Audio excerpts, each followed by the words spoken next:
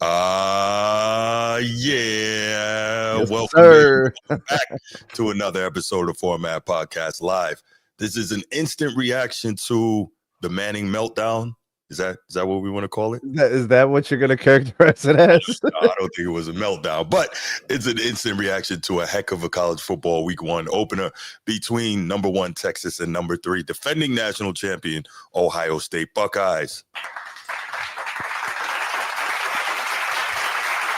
Resident Buckeye fanatic right here. Right here. Come on, bro. No doubt.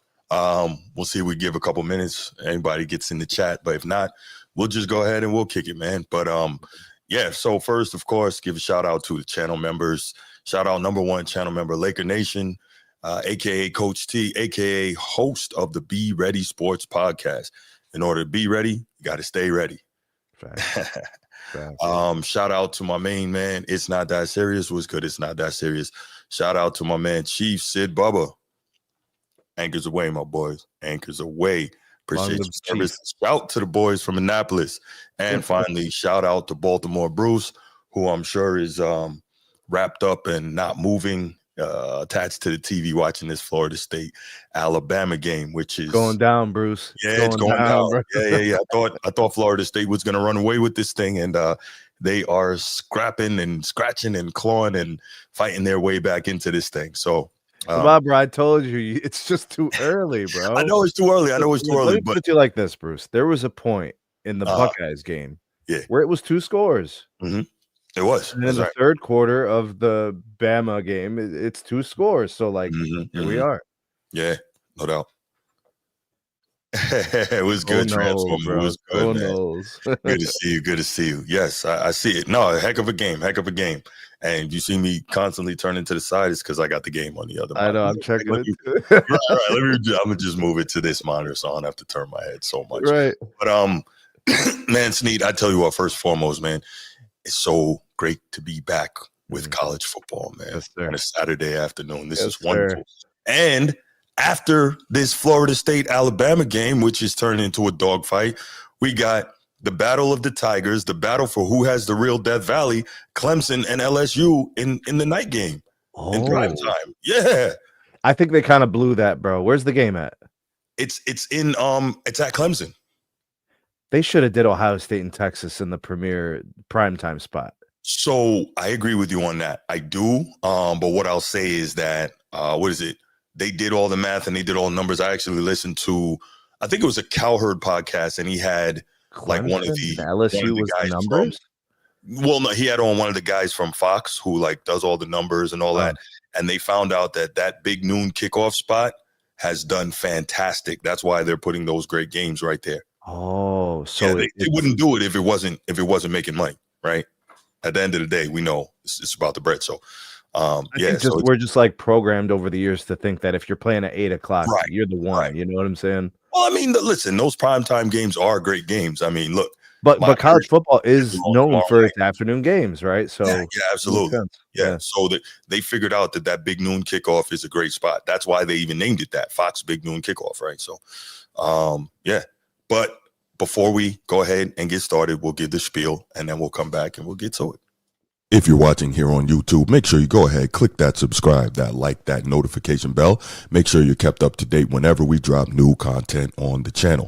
If you want the audio only version of the podcast, open up your audio podcast platform, hit the search bar, type in The Format Podcast. We should come right up. If you're enjoying the content, make sure you give us a like, leave us a 5-star review, and drop a comment. All that stuff helps us rise in the algorithm, helps us find more sports fans, helps more sports fans find us. Make sure you write it down, put it in your phone, make a note of it. The Format Podcast is live Sunday mornings at 10 a.m. Eastern.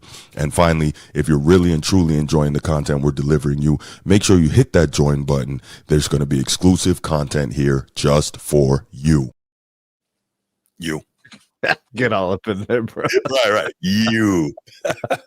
We see you. We know who you are. You. Hit the button, man. Hit the button. If you're enjoying it, hit the button. We would appreciate that. Thank you. Yeah. Absolutely. If you're watching this later, because you're not watching now, but if you're watching this later, man, make sure you share the content if you enjoy it, man. Make sure you subscribe to the Format Podcast, like the video, subscribe to us, SMT, Media Network, like the content, man. We work hard for your entertainment dollar. And there are the Noles into the end zone one more time. There it is. There it is. I am not a Florida State fan, but I will always. For today, you are. root for whoever's playing against the SEC, Sneed. That right. Is right. Yes. Okay, so my quote from earlier, yes. I much prefer the ACC to beat the SEC. Correct. Man, listen, let me tell you. So, I'm a diehard Notre Dame fan. Big time. Notre Dame's biggest rival is USC. Yep. Last season, USC opened up against LSU.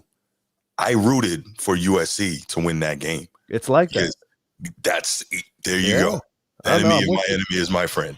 But you know how this works. It's like, if you beat USC, well, then you just look damn good, don't you? Right. So your enemy should be very, very strong all year long until you play them. You play them. That's right. Yeah. That's why I was upset with Boise State getting their butt kicked in the opener on Thursday night. They got smacked around by USF. So I'm like, okay. You know what I think? Quick side note before we get into this Texas versus OSU. Man, this college football thing is amazing. And by the way, y'all, Tuesday night, I'll be with my guy, Ryan Langford, former Fighting Illini wide receiver, former Indianapolis Colt, and former CFL wide receiver, kick return specialist, Format Podcast official college football analyst. And we will be breaking a lot of this stuff down. So if you want to hear us talk more college football in depth, not just this particular game, man, come back and check that out. But, man, listen here, Be Ready Sports Podcast, Coach T. I didn't think you saw that, bro. Absolutely. Listen, when it suits my needs, I will root for USC. And I did last year in the opener against LSU. Why? LSU is in the SEC. And I will root for every SEC team to lose every game if they could. 2, Brian Kelly, former Notre Dame head coach, who tried to run out like a thief in the night because he wanted to go someplace he had a better chance of winning a national championship. Meanwhile, he's stinking it up down there. The only reason he hasn't been fired yet is because between the NIL and his buyout, it's a lot of money. So, of course I was going to root for USC in that game. Now, we went and beat the brakes off him when we played him. So, it's all good. Anyway. That's how that works, bro. That's how that works. Yeah. Yes. Enemy of my enemy is my friend. Yeah. But let's get right to it, man. Sneed, resident Buckeye. Number 1 Texas goes up to the shoe today against number 3 defending national champion Ohio State. And obviously you have the hugely hyped, next in line of the football royal family, Arch Manning, grandson of Archie, nephew of Peyton and Eli, son of Cooper.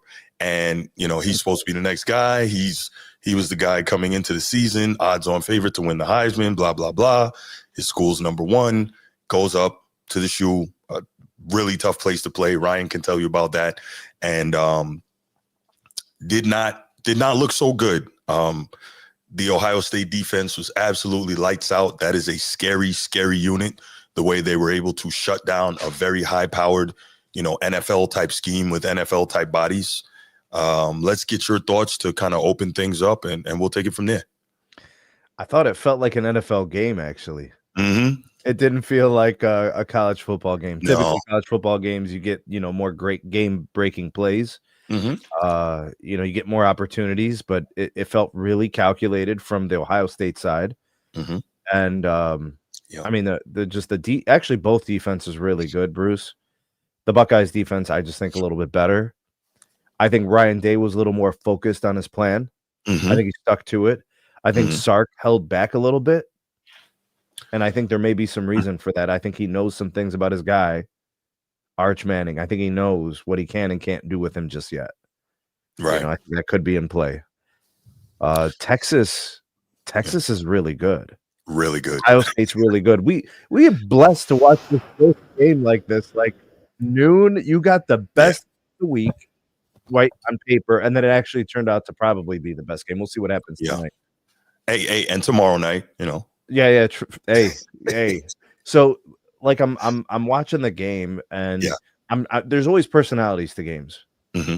This game took on a personality of a little bit of kind of like that chess kind of play Yeah. to it. Yeah. Who is going to be making the mistakes? Who is going to take the Mm-hmm. chance? And Ryan Day has had moments where he's looked pretty bad as a coach, Mm-hmm. decision wise, and then he's won a national championship, so he's done some Right. good things too. Yeah.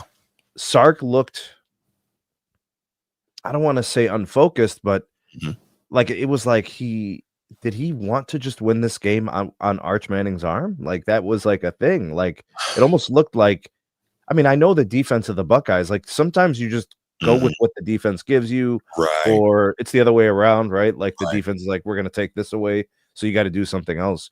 Mm-hmm. But like, I really do feel like this could have played out different if Sark did a couple of things differently. Like there was a version of this game where the Longhorns could have won 21-14 or something. Yeah. So you and I talked about this a bit earlier before we went live. And I think a big part of, I don't think the plan was necessarily to win it on Arch's arm. I think that Sark is too smart for that. The guy's an NFL coordinator, right? Coaching an MVP. Smart guys make mistakes, Bruce. Yeah, they do. They do. But I'm more under the impression of Ohio State's defense taking away Texas's ability to consistently run and set up Arch Manning's passing off of the run is what kind of forced them to throw more. Ohio State's defense took them out of a lot of what they wanted to do. And then you could see on the back end, it was so difficult for Arch to find, the open windows that he needed to make these throws downfield, right? And I think part of what I saw there, obviously, Matt Patricia is a 3-time Super Bowl champion defensive coordinator with Bill Belichick. So obviously he's bringing an NFL defensive scheme, right? We know that. And then, of course, he's got a lot of bodies on that defense who will be playing on Sundays, right? So you combine, the freak athletes that Ohio State always has, along with an NFL scheme and an NFL defensive play caller, and you have Arch getting into some difficulty. Now, like we talked about earlier, I think a big part of that as well. Cool. Arch maybe wasn't ready for that. But now what happens? Where are the adjustments from Sark, who, as we mentioned, is an NFL coordinator, right? Well, NFL offensive coordinator. You're telling me that he and his staff, once they found out Matt Patricia got hired, they didn't pour over Matt Patricia defensive coordinator film all summer to prepare Arch Manning for the type of things that Matt Patricia was going to throw at him? I think that while Arch did not play well, we have to give Sark a fair amount of, we got to give him a fair portion of the blame pie here, because it appeared to me he didn't have his quarterback ready, nor did he make the proper adjustments at halftime and as the game waned on. He definitely made some adjustments, because there were these moments where the Longhorns were moving the ball really well. But they stalled. That's the thing. Like you're saying that the Longhorns didn't run the ball that well. I disagree completely. They ran the ball very well, except on 3rd and 4th down. So when they went for it on 3rd and short, and they went for it on 4th and short and 4th and goal, they failed. That's so that if you're going to critique them for running the ball poorly, that's where they ran it poorly. They didn't run it poorly on the primary downs. Well, they were averaging 5 yards a carry. I think you need to be able to. I think they got some big runs towards the end when, they knew that there was going to be downfield shots to try and get back in the game as time was running down. So that those type of situations kind of open it up and allow you to get some bigger runs, because everything is, back, right? Nothing cheap, nothing deep mentality. And so, excuse me, I'm not saying they didn't get any decent runs earlier, but on the whole, I don't think they ran it the way they wanted to. And if you ask Sark, I believe he would tell you that. Again, so much of what he wanted to do and was trying to do in terms of the passing game is so much built on the run. Again, that NFL type scheme. So when you take that into account, I think that Ohio State took so much away from what they wanted to do, they being Texas. And also you look at how they're able to, as you just mentioned, stop the run in short yardage situations. Like, that's crazy to me. I don't know what is being coached at Ohio State, just besides having the players, but it is super, super impressive. Probably like both. Yeah. You got yourself the dogs and you got yourself the plan, Remember, I was telling you, Bruce, before, I do think that certain teams do coach and practice certain things. Mm-hmm. But then when it becomes game time, they're ready in that situation. They feel at home.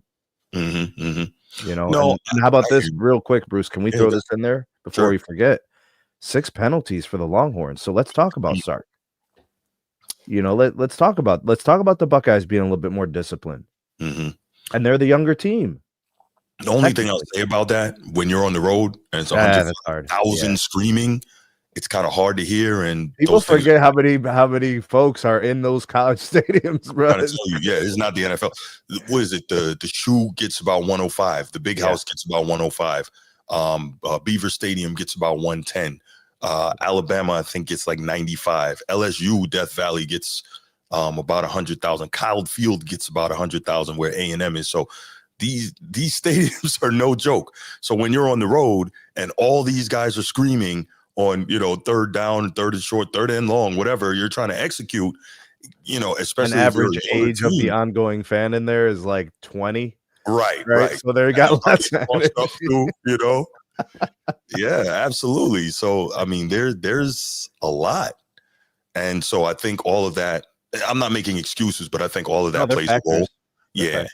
It's like even if you play NCAA 26 and you're in these away stadiums or whatever, and it's they do that. They build that into the fabric of the game. They build that into the game. Yeah. It starts like your controller starts shaking. And it's harder for you to get the playoff, and it increases your propensity for like an offsides or something like that. Yeah. Wow, that's so clever. And then probably and a little less accuracy in the corner of the screen. Yeah, all that. More prone to fumbles, like especially if you're like a younger quarterback or whatever. Absolutely. Yeah. Wow. Okay, that's cool, man.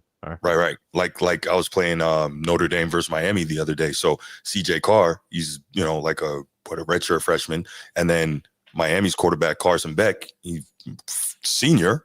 So you got a different level, and so wow, that's cool. So, that's a real thing. So I just say to say like that's a video game, so I can't imagine the real life. So yeah. So all of those things I think play a role, and I think Sark bears a lot of the blame. Arch bears some blame. Mm-hmm. I think it's going to be okay as the season goes on, though. Same. Texas is going to be all right. I think they'll be in the playoff. I think it's fair. I agree. I think they're both destined to be like, however many teams you think have a legitimate chance at competing for the title. Mm-hmm. It's these two guys in there. I don't. Why? Like Ohio State's probably jumping to number 1 this week because they just beat number 1. Yeah. I don't think Texas falls much. No. They didn't get blown out. No, they had a chance to tie the game on the last possession. Mm-hmm. Go for the win if you go for 2. Right. I mean, and there's no version of the Texas Longhorns where they get worse. Mm-hmm. Mm-hmm. They just played the Ohio State Buckeyes. Right. And took them down to the wire. And maybe if this game is played in Texas, right, you might get a different result. Maybe it's 14-7 the other way. Yeah. Who knows? So I don't think the Longhorns are falling off much, and they're going to be in the conversation at the end of the year. Yeah, absolutely. And I got to say, 14-7, I'm sure maybe there's a lot of modern college football fans who did not enjoy that. Hey, where's the scoring? I'm a Baltimore Ravens phenomenal fan. Game. I'm an AFC North guy. I'm same. There's games like that. I went to a Browns game back in like maybe 06, Bruce, and like there was like 14 inches of snow the night before, and it started snowing again the day of the game. Jeez. It was against Buffalo, maybe, and like there were like 7 first downs. Yeah. It was just like running the ball or sliding everywhere. There was a field goal that went in. The game was like it was 6-3. I don't remember, bro, but it was like that. And so I'm kind of used to that stuff. It's cool. Yeah. I mean, listen, I've been with the Ravens a very long time. That 2000 team was allowing 10.5 points per game. You know what I'm saying? So who's got the advantage in week 1 of a season, offense or defense? Oh man. I think the defense. Right. I think the defense does. Offense takes a little time to sink, kind of get together. I mean, they've been practicing all camp, but I think the defense. Not guys flying around this speed. Mm-hmm. I mean, do you think that the Longhorns were the teammates were playing as hard as the No, Buckeyes defenders were? no. Well, I would assume as a coach, you don't want to allow that because you don't want any accidents, Sure. hurting your star offensive players. So I guarantee you, if you could give Arch Manning some truth serum, hmm he would have said, "Man, those are some fast players." oh yeah. Oh yeah. You know, he's like, "Man, that defensive end almost got me. Nobody's ever done that to me." You Yeah. know? Mhm. Right. Quick side note, you talking about speed. This kid Castellanos, the quarterback for Florida State, Yeah. man, Yeah. he might be a problem because he can throw it and he can run it. He What do is you think of his fast. accuracy? Some of those throws didn't look that great, though. Well, I saw that I saw a one couple dime nice that ones. he threw downfield, that bomb, and he dropped it right in the bucket. Whoa, That's okay. which is crazy because some of those throws are really hard to get, but, like, then you Mhm. see some of these, like, these touch throws, the 5 Yeah, yards across the middle of yeah, the field, you're like, "Why is that so hard?" Like yeah, yeah. Sometimes it's the easy ones, Yeah, Yeah, yeah. Transformer. He sure is. He sure is. That first down he got, where he literally he outran three defenders. He dropped back and outran the three defenders, and I kept thinking they're going to catch him and take him down, and he just kept running. But back to Texas or versus OSU, man. Let me ask you this, Sneed. What was, I guess, what do you think was the most standout thing about this game to you? It's gotta be the Buckeyes defense, man. Mm-hmm. Texas has weapons. Mm-hmm. Texas has, clearly a very talented quarterback, a Mm-hmm. very smart coach, a very the creative coach, in Mm-hmm. terms of his philosophy, his system. So you got the players, you got the coach. Yeah. I mean, the Buckeyes defense, like the corners and the DBs, like just the collective secondary, they Yeah. were like on those receivers. Like there was Mm-hmm. very little space. Only on a few occasions did you actually see Longhorns wide open. Right. It only Right. happened a couple of times. But And in those sometimes those events are that it mistakes. happened, Sneed, in those events that it happened, Arch Manning was under pressure and really couldn't Yeah. step up to deliver the football. There were coverage One sacks. or the other. There were a couple Mhm, coverage sacks. There were mhm, there were pressures and hurries that made his throws difficult, which mhm, if he got to step into them, maybe it's a different story, yeah, but they were right there. mhm, Secondary, really fast, pretty much everywhere they should have been to make mhm, plays. They were really good.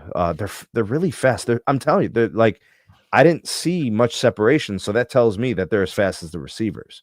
yeah, And their instinct is really good. So, like, mhm, whatever Matt Patricia is gonna do moving forward, mhm, he has a lot of range and flexibility. yeah, Like, he can bring yeah, pressure off the edge. He could right, send guys in. He feels comfortable mhm, dropping guys back. I wouldn't play much zone. If you can cover like that, you don't really need to play much zone, which means you could send pressures, unique looks. mhm, Um, I don't know, the front end of the defense too, like when you talk about the line, their yeah, rush is good, so then you're comfortable just having guys sit back in defense, and they're like, "Okay, well, I only have to defend a guy for 3 seconds? Cool." mhm, You know what I'm saying? These guys are getting in. So that was really impressive. So Patricia's some of the blitzes he sent were really good. They made mhm, Arch's life hard. The DBs made it difficult for him, right? You have to throw the ball perfectly or else they were picking it. There could have been 2 picks, Bruce. The one was dropped. mhm. Like, he, like, trapped it into the ground, so it would have been 2 picks, you know? Yeah, that defense is really good. Okay, yeah, I think they really are. I'm wondering though, how much of what Jim Knowles was doing last year did he decide to change? I am curious about that. Hmm. How much, because if he comes in and tries to institute a whole new thing only in one summer, because it's still college, you have only limited amount of time per week that you can work with these guys, blah, blah, blah. I'm curious to know how much did he keep and how much did he tweak? I think that's a good question. But whatever it was, you saw that he did, it worked quite well this season. I'm thinking who's going to be the most gifted. Let's look it up real quick. Matthews Jr. No, the most gifted offensive team that Ohio State is going to play the rest of the way. Oh, I see what you're saying. So, like, who Yeah. presents the biggest threat, right? Mm-hmm. Yeah, Okay, that's I what I'm got you. thinking. Okay. Yeah, let's see. And, like, what week that would be, right? Yeah. So, So I they don't play see anything Grambling in the next. That's going first to be month. ugly. Oof. What's that? They play Grambling next. That's going to be yeah. You know, they got to send Grambling a little extra money for this one. Right. Probably give them $1 million, $2 million for that.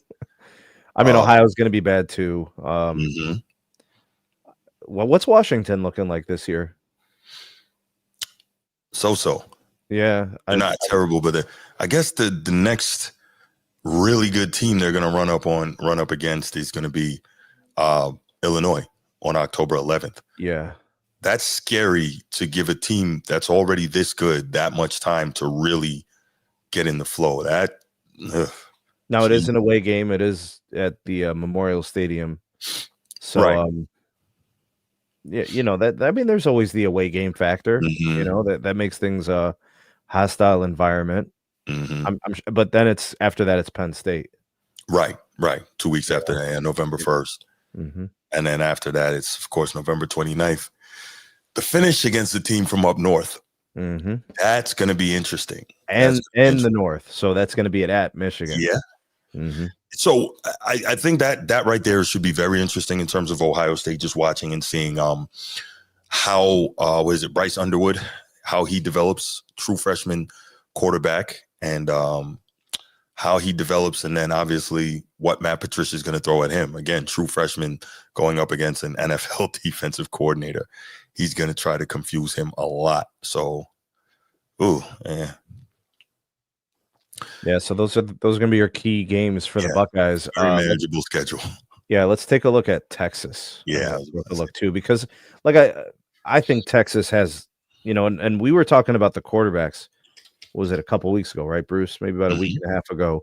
Mm-hmm. We were talking about like the decision, or maybe it was Transformer. We were talking about like the decision to go with certain guys. Mm-hmm. I think both of these coaches are thinking down the road, and the same thing at Notre Dame. So I think they're all saying, you know, week 10. You know, let's talk about the playoff game. They all have playoff aspirations, Bruce. Of course. So this is not like I needed to pick the quarterback who was going to win week 1. Right. I need to pick the quarterback the best chance down the. Yeah, and I think doing it any other way is actually like grounds for being fired. Like, you know, because these colleges are all about being in the national championship contention. Mm-hmm. You know, what's the Texas schedule looking like? Texas is good for the next month. San Jose, UTEP, Sam Houston State, then Florida. Florida. Depending on what Florida ends up turning out to be. So we're not even sure. Then was it the Red River rivalry, Red River shootout, whatever you want to call it? Oklahoma on October 11th. So again, depending on what Oklahoma turns out to be, they could be very good. They could not be. Side note, the rumor is that if Brent Venables gets fired, which I don't know how he would, they just extended him this offseason, but let's say he does. Is that talks of him being fired after him being extended? Well, they were not good last year. What were they, 6-7 last year? They barely made a bowl game, I think, and then they lost the bowl game. So I would hope not, because I think he won 9 or 10 games the year prior. So, see, sometimes they make bad decisions. They'll do something stupid. That does happen. Yeah. So what I heard was that Ed Orgeron was the guy if Brent Venables gets fired. And I'm like, no. I mean, he's a really good recruiter, but why would you do that? I don't think it is. But maybe Brent Venables is just better as a defensive coordinator than a head coach. Some guys are better as coordinators. Yeah. Remember, he was a coordinator for all those years of Clemson's dominance. Oh, the Deshaun Watson years? Deshaun Watson years, Trevor Lawrence years, yeah. Yeah, all those years that they were, you know, sending tons of guys to the league and killing on defense, that was all Brent Venables. But so Oklahoma, then Kentucky, Mississippi State, Vanderbilt, and then Georgia. Then Arkansas, A&M, and SEC championship game if they get there. So really, the conference games are tough. The SEC games there are tough too. You're going to Florida. You're going to Georgia. Okay, so I'll give you those, but again, we don't know if Florida's going to be good, right? Georgia's good. We don't know. Georgia, yes, but OU. So really, it's just the 3 games. It's Florida, Oklahoma, and Georgia. Because now you can lose one of those games and still get into the playoff. Yeah, at 10-2. Absolutely. Those teams are so highly ranked and really good. Right, and it also depends on how the rest of the conference does or does not cannibalize itself. You might even still sneak into the SEC title game. So it totally depends. Yeah. I just love the fact that even though you have a loss, because now you have this 12-team playoff, it's, it doesn't ruin your season. And you can still have, a really good team who just has a blip, who gets an opportunity to get in and get hot. Well, we've seen that. We've seen it where we saw that last season with the champs. Yeah. Right. Well, to me, this is the right way to do it. But like back in the day, when they didn't have the open playoff and it was just like they were just selecting, and stuff like that. It was like they're like, we got to put in this team.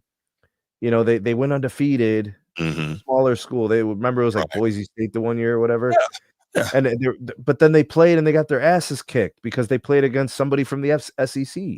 Yeah, well, I mean, we could look at it that way, but then we can also go back to Boise State when their program really kind of took off with the football when they beat Oklahoma in that Fiesta Bowl, right? That was huge. What was that, like 06? But we've seen it where they where they got selected and they got their asses kicked, blown out. So my argument against that, and Transformer has heard this, I don't know if you've heard my argument with that whole business of, we shouldn't have put them there because they got smoked, right? Like Rob Parker is huge, very big on saying that that he doesn't like, college football because there's only a few teams that have a chance to win and there's so many blowouts. Transformer and I actually did a show last year and ran it down, and that's extremely disingenuous because if you look at the NFL playoffs as well as the Super Bowls, like 50% of all the Super Bowls have been blowouts. So look, we can't go back and say that because somebody got smoked, they didn't deserve to be there. If you earn the right to go get smoked, and you earn the right to go get smoked. We know they deserve it. It's not that they don't deserve it. Right. But it's that revisionist history. If there is a blowout, you're just like, damn, what if they would have just put in Clemson, even though they had 2 losses? Well, I get you, but I never think about it that way. I'm like, that team that got done up, they earned their chance to go get done up. Like, that's all. That's how I see it, I get what you yeah, Notre Dame wasn't good enough last year against Ohio State. They weren't. They almost got blown out. They fought back a little bit, but they earned their chance to go get beat by a better team. Like, that's just how I see it. So, quick side note here. Florida State has beaten Alabama, final score of 31-17. And big boys from the SEC are now 0-2 today. And let's go Dabo later on tonight. Show them who the real Tigers are, right? We got this clown Brian Kelly talk from Boston going down there. Today is a great day to be a Tiger. He said it like that. Family, yes. Like, because when he got introduced and he was at an LSU basketball game, and so they call him onto the court and they hand him the mic, and I guess he's trying to play the politics thing and endear himself to the fans, and he's like, today is a great day to be a Tiger. I'm here with my family, and I'm like that's a running gag on Brian Kelly. That's what he does. That's what he does. Steve, it's not about Arch not being him, man. We talked about that, Bruce? You want to talk about certain players in this game? Yeah, absolutely. Do a little bit of a breakdown for some of the main guys. Sure. So we can start with Steve here. And he, in fairness, he's never been high on Arch Manning, right? And he says, I try to tell you guys, how long has Arch been a thing, though, Bruce? High school. High school. Since he was a freshman in high school. Really? Mm-hmm. At, Isidore Newman High School in Louisiana. I think that's the same school. So he was already getting the fandom and all that going? Oh, yeah. So apparently David Cutcliffe has been personally coaching him since he was like 10 years old. So he's, and obviously, his uncles, his grandfather, I'm sure he's been watching film and they've been teaching him stuff since he was, Pee-wee or whatever. By the way, Peyton Manning's son is supposed to be, he's another one who's supposed to be like that. Great quarterback now. Yeah. Yeah. He's supposed to be that guy. But anyway, so to me, I don't think it's a function of Arch Manning not being him. It's a function of his first game as a starter. He's got to play the champs in their building with an elite defense and an elite defensive game caller. A lot of things went against him. His coach clearly didn't help him that much either. So we will see as the season progresses whether or not Arch Manning is him. But I don't think it's fair at all to say he's not him. Bruce, look at this from Steve. Wow. Really? Really, bro? Are we doing calls? We're going to do some. We're going to do something. Yeah, we're going to do something. That is absurd. That's wild, absurd. Bronny James? Bro, since when do college football coaches that's allow stuff like that? Yeah, they don't. They don't. What up, Brian Cook? Let's see what he says here. The next 3 games are against high school teams. He'll throw for 300 yards, and they'll be putting back in the Heisman. Probably.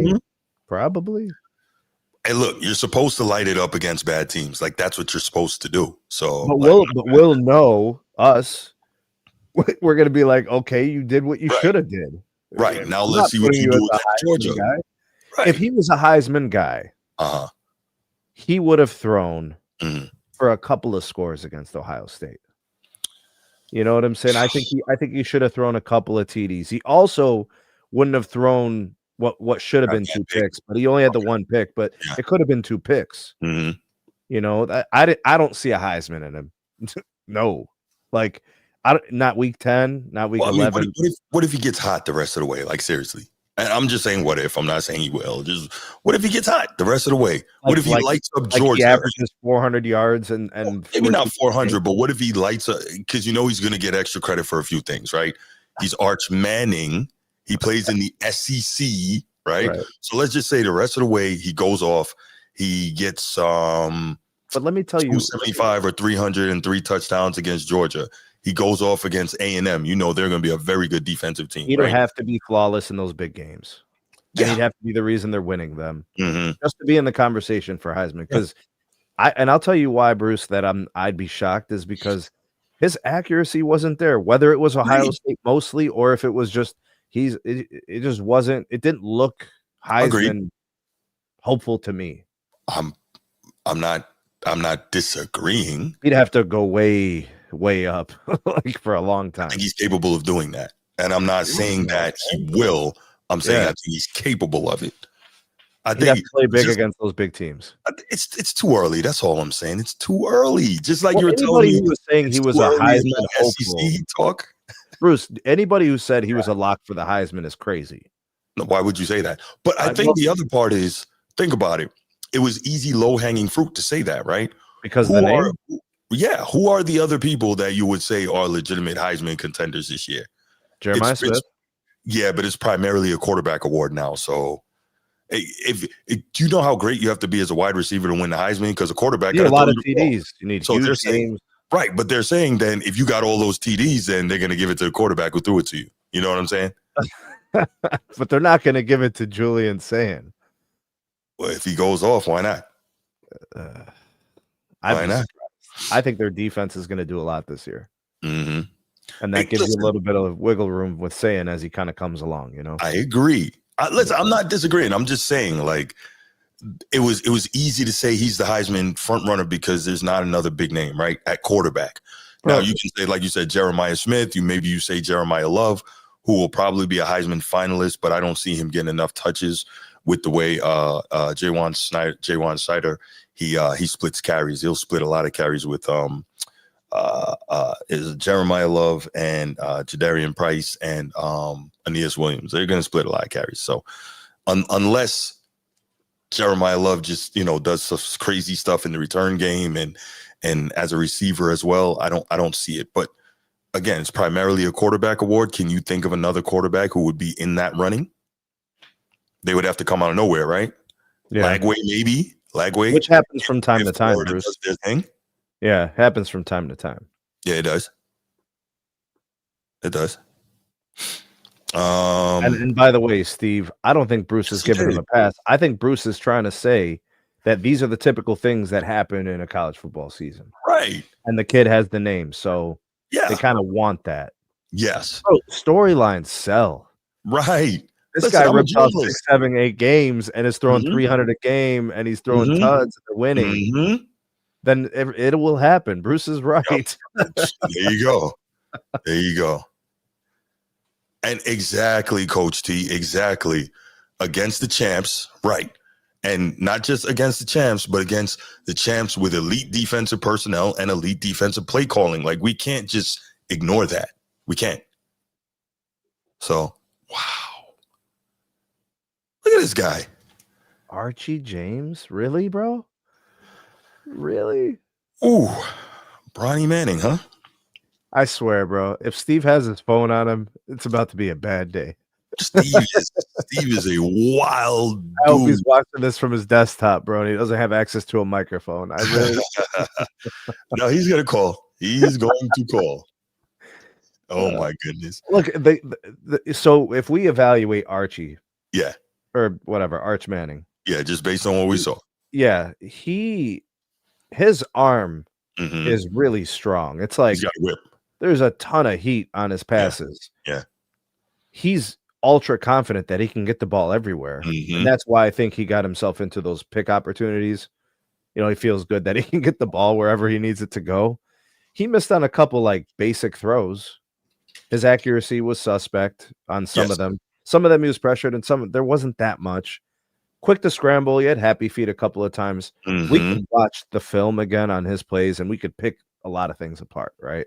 Yeah. I really don't want to do that though, because the things that you mentioned, Bruce, Mm-hmm. those things had something to do with it. So I don't want Mm-hmm. to put it on but like people are saying he's a good athlete and he has a missile launcher arm, then he is exactly who they said he was. Right. Anybody saying talks about Heisman, all this, that's all premature. And can we also keep in mind that his uncle Eli was SEC Player of the Year, never won a Heisman, right?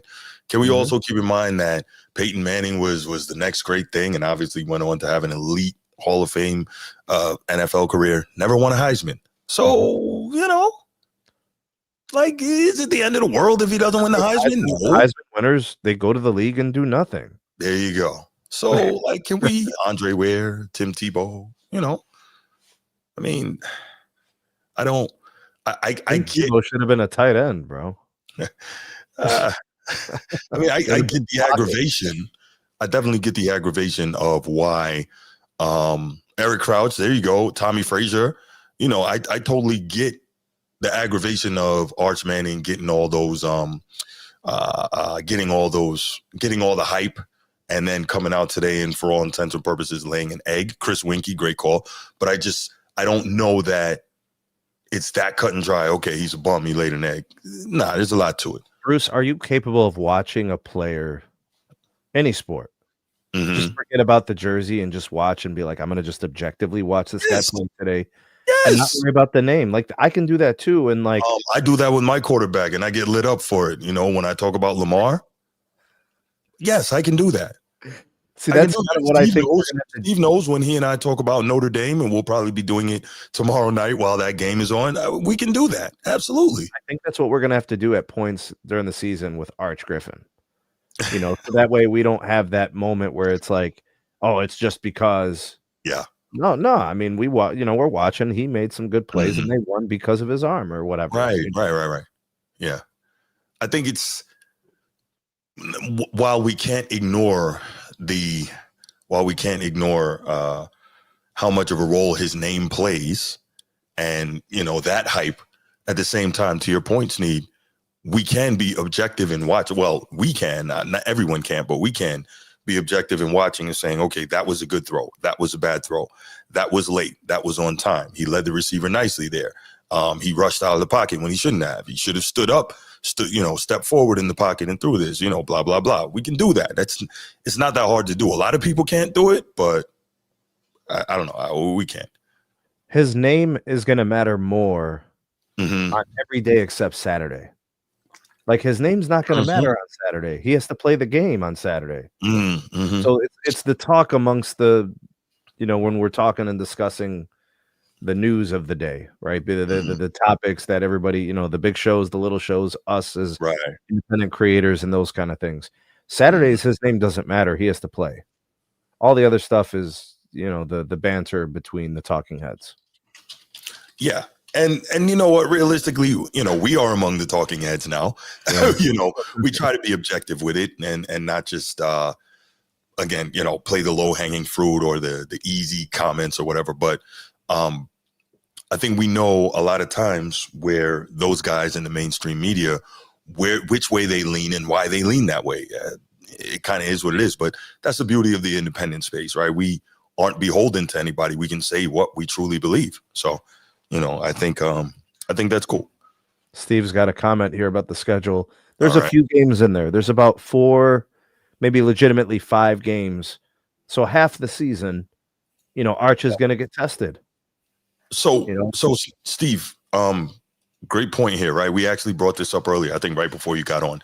We don't know if Florida is going to be good. That's the next possibly good team they play, because between today and Florida, they play San Jose State, UTEP, and Sam Houston. Then they have a bye. We don't know if Florida is going to be good. I haven't seen Sam Houston on a schedule in years. Right. After Florida, they have Oklahoma. We don't know if Oklahoma is going to be good. Could be good. They could be good, right? But I guess because that's a rivalry game, that's always that's a factor, right? Right. Michigan, Ohio State last year. Mm-hmm. There's no way Michigan should have won that game, but they did. And Ohio State. Right, at Ohio State, right. So next up, after Oklahoma, Kentucky, Mississippi State, Vandy, bye. Easy run right there. Then Georgia. Okay, Georgia's a tough one at Georgia. But after that, Arkansas, and they finish up with A&M. We don't know what A&M may be by that point in the season. So, Steve, I don't know that they have such a difficult schedule that, people want to make it out there. Oh, SEC is a gauntlet. No, maybe not. Maybe not. I mean, if you got to play 4 or 5 good teams, that's half of your season. That'll get you out of the playoff if you lose those games. Yeah, but that's providing those teams are actually good. We don't know if they're going to be able to beat you. The only team left on the schedule for sure that we know is going to be good is Georgia and maybe A&M. There's a very good chance Oklahoma's not good. There's a very good chance I view A&M and Oklahoma the same way. Well, A&M was clearly better than Oklahoma last year, but I see what you're saying. And I think Florida's kind of the unknown, because I've seen a Florida season go for a downturn. I've seen a Florida season go south real quick. You get 1 or 2 bad losses to these colleges you shouldn't have lost to, and things get pretty bad. I've seen that before. The comment there from Steve about what he does in the next 2 to 3 weeks, he's going to be fixing the things that he didn't do well today. So they matter to him. They don't matter to you. He's got things to fix. His accuracy, namely. Sneed, you need to stop drinking the honey. What? Uh-oh. Dad, come on, bro. What are you talking about, bro? Whoa, we pulled out oh boy, here we go. Come on, bro. Edward? Oh man, he talking about the honey. Here we go. Do we still have any residual effects from the last conversation? Yes. Okay. Let me ask you this real quick, Sneed. Let me ask you this, okay? For Edward's sake, and we're not gonna let this go there. Did I bring up Edward's question before we got on the show? Did I tell you what he was going to ask about in terms of the most difficult playoff runs, the most impressive? Is this thing going to die? I don't think this is going to. Edward and I have been arguing about this all day because he refuses to understand what the truth is. I don't even think it's that hard. I don't even think it's that challenging. It's not complicated. He's just putting his stake into the top of the hill, bro. He's ready to die. He's gonna die on it. Right. He's gonna die on that hill. I don't understand how if you have one team that did 4 things en route to a chip that no one else has ever done. I don't know how you argue. I just don't know. Anyway, we're not gonna go down that road because my guy Edward is on a show, man. Yeah, for real. Oh my goodness. You know what it is, Coach T? He gives extra credit for that Mavs team beating his boo LeBron and the Heatles. That's what it is. But anyway, so we did the Arch thing. Do you want to do Julian Sand a little bit? Yeah, let's do. Yeah, let's talk Julian Sand. So, I'll just start real quick. I know that's your guy, but you go, Bruce. I got to hear what you got to say. Go. No, I liked. To me, I don't know if it was a function of. So remember when we talked about Arch having difficulty, I put a lot of it on the lack of adjustments from Sark and what Ohio State's defense was doing. But to me, just watching, And I don't know if it was necessarily that there were more openings based on the offensive scheme for Ohio State, but to me, it looked like they had a little more confidence in letting Julian Sayin rip it and go downfield a little bit more earlier in the game. When we saw Arch go downfield, it was, more towards the end when they were trying to save the game when Ohio State was in more of a prevent type situation. But Julian Sayin, you could tell that when the shots were there, they were allowing him to take them. And he missed one early in the first quarter where he could have had Jeremiah Smith for a touchdown. He missed him, not missed him like threw it to him and he missed him. He missed that he was open and he threw it to a shorter guy. So, right. But no, I think they have plenty of confidence in Julian Sayin. I think he was #1 quarterback recruit in the country in the 2024 cycle. So clearly he's capable of being there. And you don't get to Ohio State as a quarterback without some high school pedigree, right? So they believed in him. They allowed him to do what he was going to do. And I think that he did a good job managing the football game. They didn't try to put too much on his shoulders.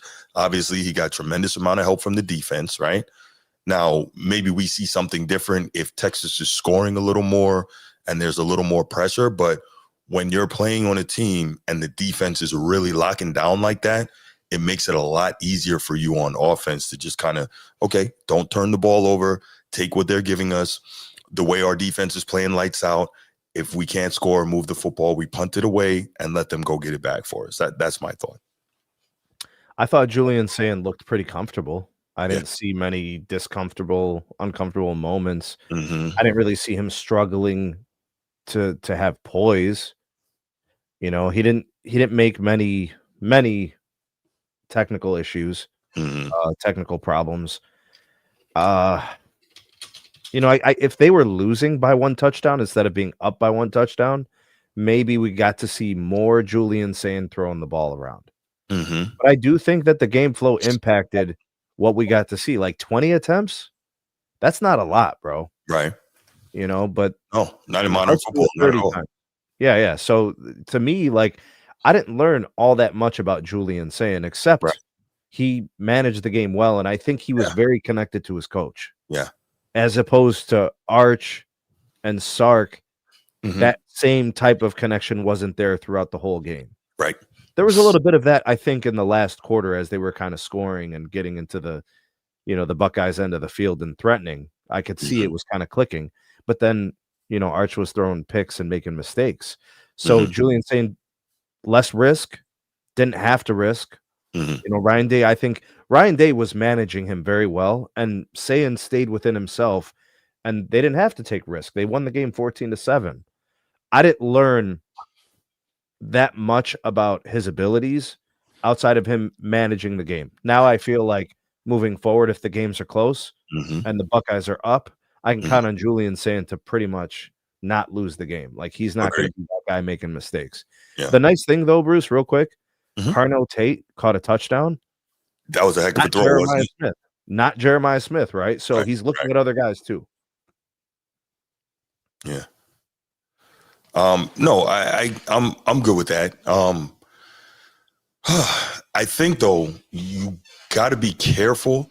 So it was weird. Jeremiah Smith had 2 drops early in the game. That was odd, and then he went and switched the gloves. Okay, but I think that you have to be careful because he's so talented. You got to make sure that he gets enough attempts in his direction. I don't know how many he had today, but you got to make sure he gets enough attempts. You got to keep a guy like that happy, and you got to keep a guy like that involved.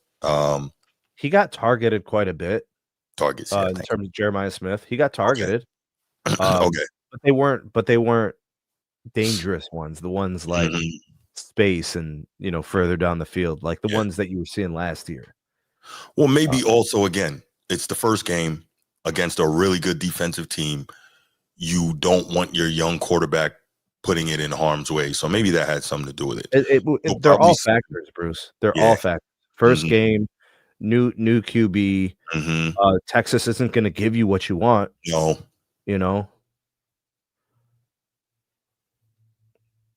Jeremiah Smith had 6 receptions for 43 yards. Okay, there you go.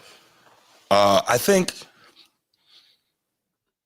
that over the next few weeks, against those mediocre teams, those middling teams, you'll see them allow Julian Sand to cut it loose a bit more, really gain confidence against those guys. And by the time it comes back to a more Big Ten schedule, then you might see him really start doing some things. So, that's the other thing. We also have to keep in mind that maybe we haven't. It's week 1. Yeah, I think it's week 1. Excuse me. There's no preseason in college football. Yeah. Week 1, and there's 2 really good defenses going against. Yeah, absolutely. But I tell you, I know that a lot of modern college football fans may not have enjoyed that game. I enjoyed it. I enjoyed it. Yeah, the outcome, the most important thing for me. Of course. It was physical. It was athletic. It was good to see, and I really, it's a shame I'm not a member of like the college football media or Buckeye media, because I truly would like to ask the question of what are you doing schematically, or how do you train physically to be able to consistently stop your opponents in short yardage situation like that, especially with a team that has such a massive O-line like Texas? How are you doing that? This has been a hallmark of the Buckeyes for a while now. Yeah. We saw him do it like 4 times on, I think, like game-winning stops last year. So let me throw this at you, Bruce, because like you're also a boxing fan like me. We like fights. Yeah. So the first person to land punches, like if 2 people throw a punch at the same time, but one lands first, like that matters, right? So like maybe there's something to that. It's like it's coming, and the proper technique to try to stop it. What if you just practice it? You're just so good at it, tons of repetitions. Your guys are just smart and they know where to be and they know how to technically kind of push that, beat it. I get physical size. There's just physics to it. Yeah. But there's got to be some way to train for that. Over again. Right. Exactly. They're doing something. And I suppose too, when you do it a few times, you start to get the mentality that on short yardage, they're not going to get it. We are going to stop them, right? There's also got to be like in the strength and conditioning, what type of drills are they doing? What type of lifts are they doing? What I'm saying? Like what are they doing there to develop that particular strength, or schematically, what are they doing in terms of how they are blocking the gaps and how they, what I'm saying? Like, I'd love to know all of that and what they're doing so that they can have such continual success in those situations. Let's see here. I'm trying to see if I can find some of the sizes of their O-line, Texas O-line or? Yeah. I'm just I want to see if there's anything that's abnormal, but Right. I don't know. It's 350, it's 321, it's 335. It's big ass dudes. Yes. Right. Yo, they're all from Texas, bro, and they all weigh 350. Yeah, big dudes. That's what I'm saying. And Ohio State's like, yeah, move. Bro, they got a guy. They got a freshman. He's 6'7", 350. Trying to tell you. Big boys. Yo, the little guys are 298. Crazy, right? There's another 6'7", 340. Wow, bro. They're big. Big dudes. Yes, they are. Let me look at Ohio State. You said Ohio State. Let's see, online. Line. Yeah. 6'4", they look more like athletes to me. 6'3", 321, 6'4", 306, 6'5", 310, 6'6", 335. Yeah, these guys are gigantic, these Texas O-linemen. Oh, you're looking at that now? I'm telling you. What are they feeding these dudes? And most of them are from Texas. The smallest one is 273 pounds. All right. Ohio State defensive line, 258, 288, 260, 260, 320, 302, 303. Most of them are giving up 50 to 80 pounds. Yeah. I don't know how they're doing this. I don't know. I would love to know. I think it's awesome. Bruce, you're probably the only one talking about this. Like nobody else is going to ask that. Why wouldn't you? Like if you're Okay, Like, you noticed it, right? yes. Most people aren't going to be like, they must be coaching something. They must be doing something, drills. Well, it was when they made the stops in game. It was referenced that this is something that they continually do, going back to last year and everything. So, being that you heard it, okay, on the telecast, it was referenced. See, I stopped listening to the telecast, Bruce. You know why? Why is that? They kept on talking about Arch Manning's mother playing volleyball. I heard that. Saying Like that's where he got 7 his times. I turned off the volume, bro. I don't understand. We're gonna sit there and talk about Arch Manning and talk about his mom, the volleyball player, bro. Well, so the reason that happened was because, you know, when they were talking about how he moves much better than his uncles, and they say, well, everyone talks about his granddad Archie, but that's not where the athleticism comes from. Is his mom, whatever her name is. That's not cringe on the 7th or 8th time. I'm just look, man, just saying. But yeah, no. So if you're referencing the fact that this team is consistently winning in these short yardage situations, I would think, as a journalist, now obviously I'm not in the post game presser, maybe somebody did ask that question, and maybe later in the week you'll see an article about that. I don't know, but I would ask that question: is there something you're doing schematically? What are you doing in the strength and conditioning program that you're able to consistently stop teams with much bigger offensive lines than your defensive line? Talk to me a little bit about that, Coach. I would ask that. It's not just about being dogs or being mean and nasty. There's more to it. Like, right. There's a technical aspect to this. My proposed explanation would be that they practice it a lot. So they've got a technique, they've got a strategy, and they just drill it. Like, they just do it all the time. So they're just good at it. You know, like, remember what Bruce Lee said? I fear not the man who throws 1,000 different kicks. I fear the man who throws the same kick 1,000 times. Yeah. I view that kind of aspect as possibility to that. You know what? I guess part of it is, you know, maybe it's some sort of low man wins drill and some other drill about getting off of the line faster when the ball is snapped. There's got to be something. It might be a simple thing that they're doing, you know, to prepare for this. But like you said, they're just repping it 1,000 times. And so they're just faster off the ball in those situations. They're lower than the O-line in those situations, and they're getting the stops. But it is impressive. Yeah, I think the Buckeyes also know who their starting running back is now. I think that's been decided. So that'll be C.J. Donaldson. I don't know if there were that many questions about it, but they gave him almost 20 carries. So that's a lot of volume.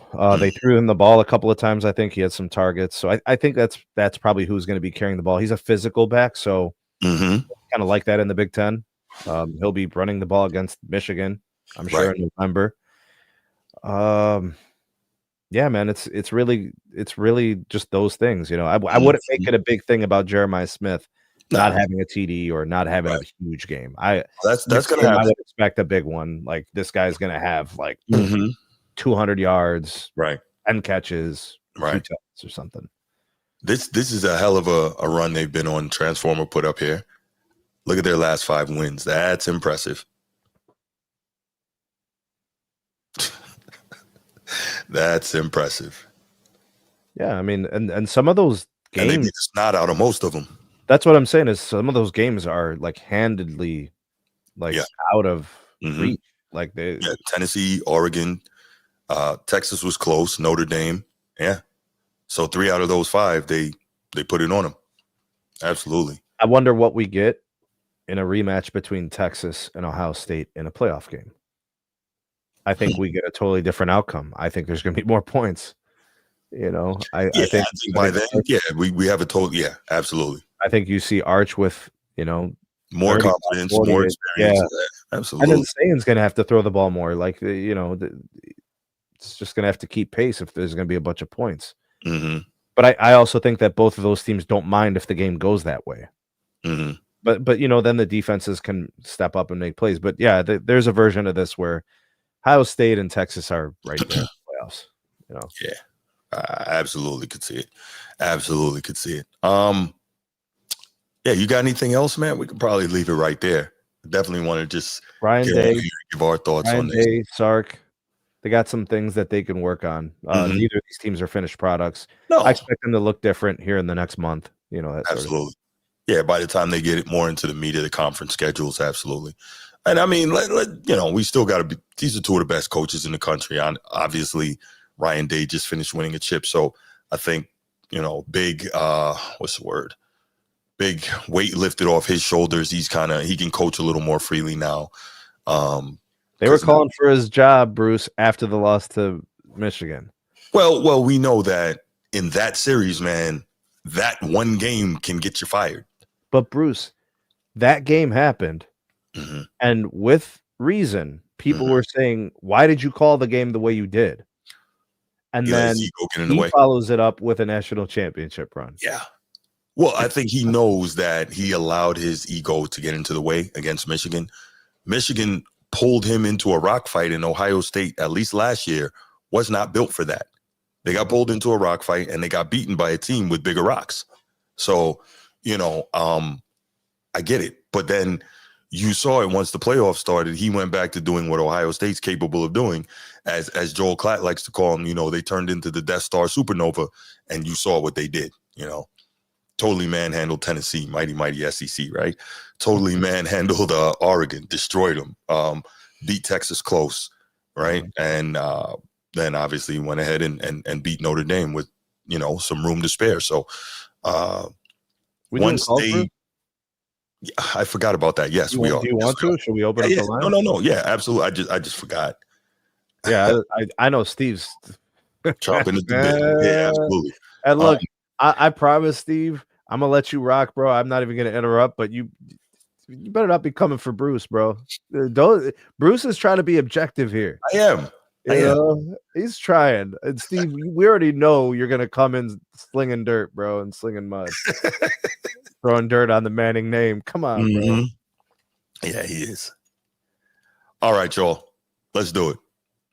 You see the number on the screen. You see the number scrolling on the bottom. You should have it saved in your phones by now. 904-219-8264. 904-219-8264. Give us a call and let's rock and roll. Let's do some talking. Edward, if you're going to call, stay on topic. We are not talking about your stupid questions. Stay on topic, brother. We're not doing it. Moving the ball, Bruce. Say again? LSU moving the ball. Oh, yeah, I got to put that back on. I forgot. Yeah, Edward, if you're going to call, we're talking college football, homie. Yeah.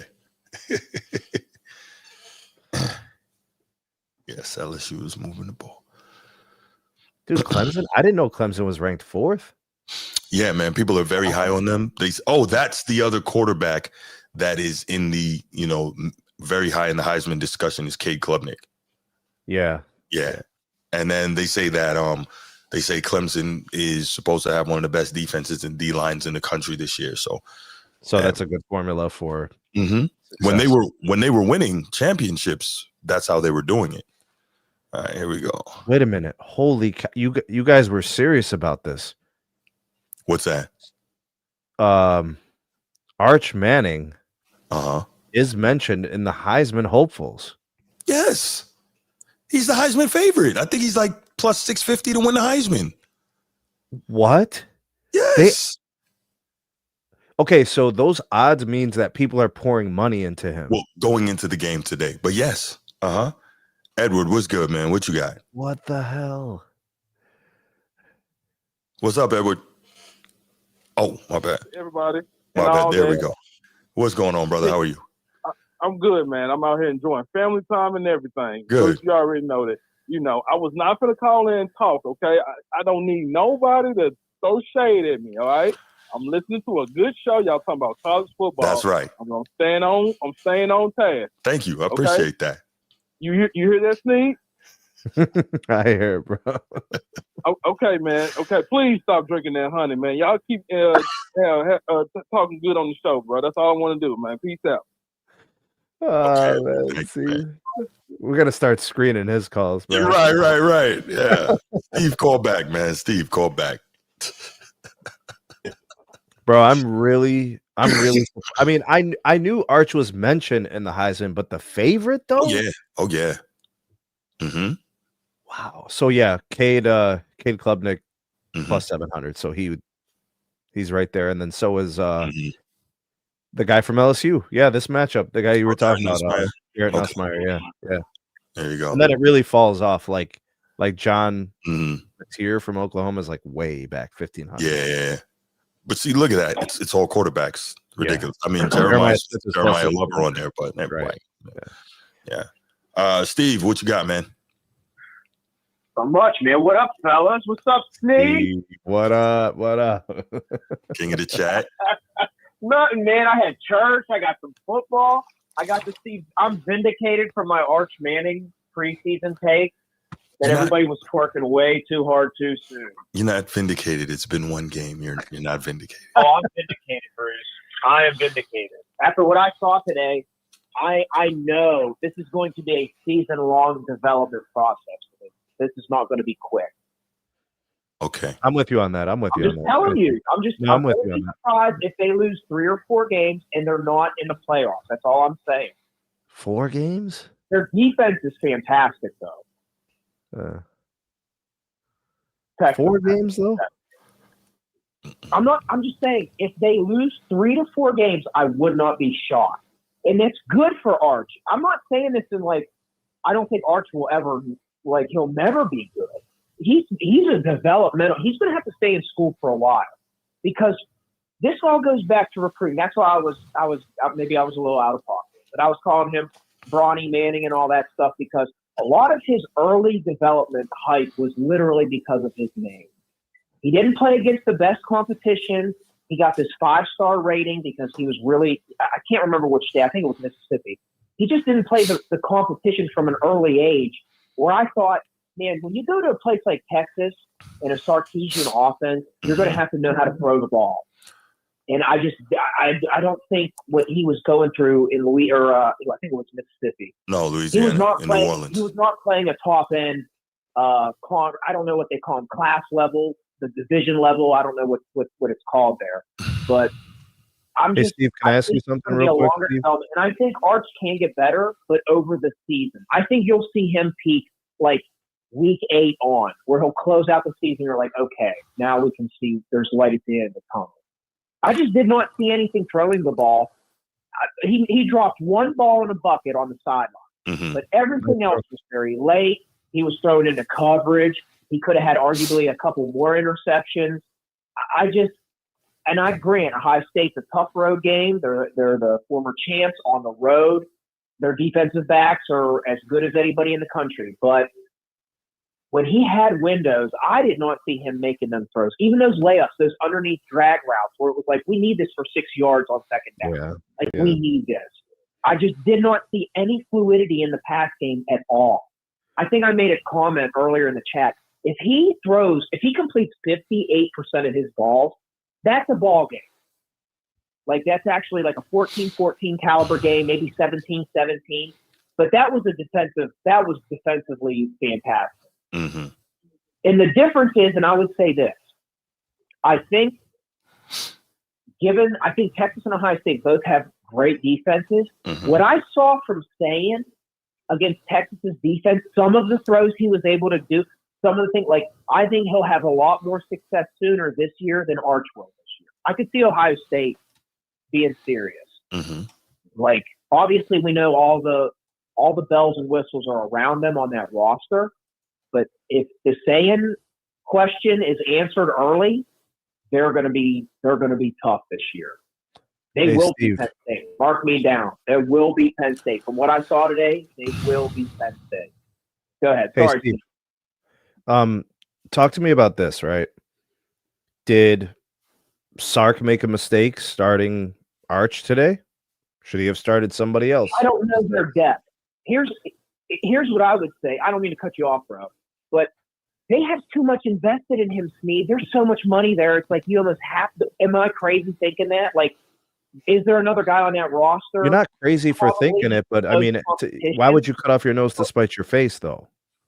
I don't know. If you didn't believe he could win games for you, you wouldn't start him, right? So right. I would agree. You would think in principle.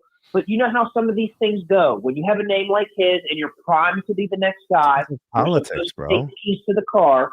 I would agree. You would think coaching at this level would be like, if you're not ready and you're not our guy, you're not our guy. But maybe it wasn't definitive enough at practice where maybe it was closer competition than we thought, and then he just got the name, or he got the nod because of his name. There's a possibility of that too. Yeah, I got a question for you, Steve. That's what I'm saying. At a place like Texas, the money they have invested in this kid, money in politics is going to play a role. I got a question for you, Steve. Yes, sir. All right. So you talked about what you perceive as his lack of competition in high school, right? Yes. So, he was went in to Mississippi, right? No, he was in Louisiana and New Orleans. Louisiana, okay. Isidore Newman, right? So Louisiana does have pretty good high school competition, but regardless, you're aware he went to the same high school as Eli and Peyton, right? Yes. Yeah. Right. So how come their quote unquote level or lack of high school competition didn't seem to bother them too much, right? They worked out okay, correct? Well, this is what I would say. That's why I was calling him Bronny James. But what I'm saying is, why would you assume that it would not work out for him? Well, this is what I'm saying. When I'm correlating that name to why I'm saying it's like, why are we going to the family lineage? I need to go by off what he did. Now, 30 years ago when they were at that school, I don't know what the competition, what class level they were in. I don't know how because that can change over 30 years. Maybe they did play better competition at that position. Maybe they're just better than Arch. That's a possibility too. So, okay. You know what I'm saying? I'm not trying to call in to be a negative Nancy just to be No. This is my authentic thoughts on the kid. No, that's fine. Long term, I think he's going to be really good. Yeah, I think long term he can pan out. I just like Sneed was talking earlier. Like we're talking Heisman favorite and all this stuff, and that's why I was trying to say like let's pump the brakes. I've been saying it last year, and that's where I think. Well, I know you guys aren't. I know you guys aren't disagreeing on that. I just think this season for him, it's going to be a season-long development. And that's fine. A lot of these guys, these first-year stars, they need a full season to develop and then come back the next year. There's nothing wrong with that. We just live in an impatient time now where a place like Texas, Michigan, Ohio State, like they're not going to be patient that long, if that makes sense. Like I definitely think if they lost, I wouldn't be shocked if they lost 3 or 4 games. I would say they win their 8-9 games. They play in a bowl game, and Arch finishes the year strong. And it's like, okay, his second year as a full-time starter. Now we can see the things. But I just think now. Hold on 1 second, Steve. 1 second. 2 games. We just talked about how great the Texas defense is. They clearly have good wide receivers. The running game was effective today. Why would they lose 3 or 4 games? That would mean that you're losing games because of Arch. They're going to lose to Georgia, and they beat Georgia last year, right? No, they got swept by Georgia last year. Did they get swept? And he even played in the Georgia game. In fact, they beat Alabama. That's right. No. I know. Championship, and he looked awful. No. I know. That's why I was saying I don't see Arch as a passer. He seems like he can run. Like he's got a little wiggle. Like he's not like 40-yard dash, 40-yard time speed fast, but like you can see he's a good athlete. He's faster than linemen. He runs a 4.6, yeah. Right. Here, I'm pulling up Texas' schedule now. Now we know the next 2 to 3 weeks. I mean, I agree with Snead from a standpoint like getting experience matters, but in the grand scheme of college football, like winning these games is not going to put them back in people's championship radar, if that makes sense. Look, I think the only other game they lose is Georgia. That's what I think. And as long as he plays well, he's still in the Heisman race. I'm just saying, hypothetically, Bruce, and I think that's option. I think that's also an option. I would say, let's say they lose in a dogfight at Georgia, or I'm sorry, at Florida, October 4th. Like if Texas lost in a close game to Florida on the road, I wouldn't be that shocked. I think that's a fair, reasonable take. Like I didn't see anything today that makes me think like I think they're just going to run through decent SEC teams with ease. And then the Oklahoma game, I don't know what Oklahoma has, but that's a rivalry game. You never know. Right. I forgot about that. At Georgia at the beginning of November, and then they play Texas A&M in a rivalry game at the end of the year. I'm just saying there's a world where it's like if they lose a couple close games and they end up losing 3-4 games, I would not be like shocked. I hear you. I don't see that. I don't see that happening. But I hear you. If I really had to pick, I say, was that 10-2 the rest of the way, and then depending on how it shakes out, that he's And we possibly in can't, the. and Bruce, we can't say that's a failure. No. No, I mean, look, I right. know they got him as a Heisman favorite. I just think that's irrational. Agreed. Right. From the individual perspective, yeah, like we set the narrative, the media, like they set the bar way too high too early. But that does not mean if Texas wins 9 games this year, or let's say they do win 10 games, that's not going to be good for them moving forward, and it's not a success. Like it's definitely good for any first-year starter. But I'm putting into perspective all of the hype machine that was behind Arch and what we saw today, where I think Ohio State's defense is fantastic, and I'm not talking smack to you, but like the corners can get handy based off last year. I don't know exactly what they returned. We know Caleb Downs is a freak in the secondary. He's the best safety in football. So we know they didn't really throw at him today at all. They avoided him today. Open receivers today. Oh, I'm sorry. Go ahead. No, the guy who was making all the plays for Ohio State today was Matthews Jr. Yes, he was. Yes, he was. Yes. But what I'm saying is, did we not see some missed open throws, some late throws? We did. Some do you know what I'm saying? Where it's like, and the thing is, what bothers me is they weren't asking him really to go 15 yards plus much. We missed some open drags. We missed some open check downs where it's like, we need these 5 to 7 yards right here. And like, even he was inaccurate on those. Not only was he late and missing them, when he did throw them, it's like it was late. I don't know, and it just wasn't accurate. So me and Bruce noticed something. I don't know if you noticed it too, Steve. He's got like a 3/4 sidearm throw, and I think in his mind it allows him to get the ball out faster and with more zip. It seems like it's something like he's used to throwing that way. Yeah, there's a few quarterbacks in the NFL that do that. Matt Stafford comes to mind. Like he seems to kind of be comfortable throwing sidearm, but typically it's on the shorter throws. Arch is throwing like the 35-yard, 40-yard bomb the same way. So like he did nail one. Like you remember the throw in the corner of the end zone. That one was really nice. But like other than that, I mean, I think accuracy concerns are legitimate. I think footwork is a concern legitimately. Yep. I'm glad you said that, Steve. The footwork, that's what I'm picking up on. And I think that's because why the defense, Bruce said this, shout out to Bruce. So this is Bruce's idea. The defense made him uncharacteristically look very average. True. And I got to give you're talking about how the next game doesn't matter. I'm trying to see if it was Ohio State or if this is really Arch that needs a lot of work. I think he's going to go off next game. And realistically, if you're Sark, you want him to go off, for the confidence part of it.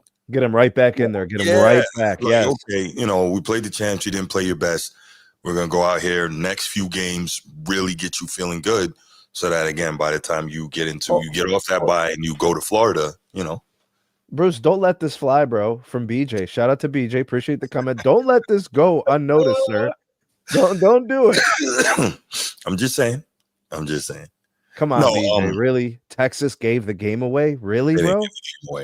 Did you see the Ohio State Buckeyes defense? Really? That defense was crazy. Dude, that's what I mean. Like, it's easy to say shoulda, woulda, coulda, but if you really watch that game, Texas was not a threat.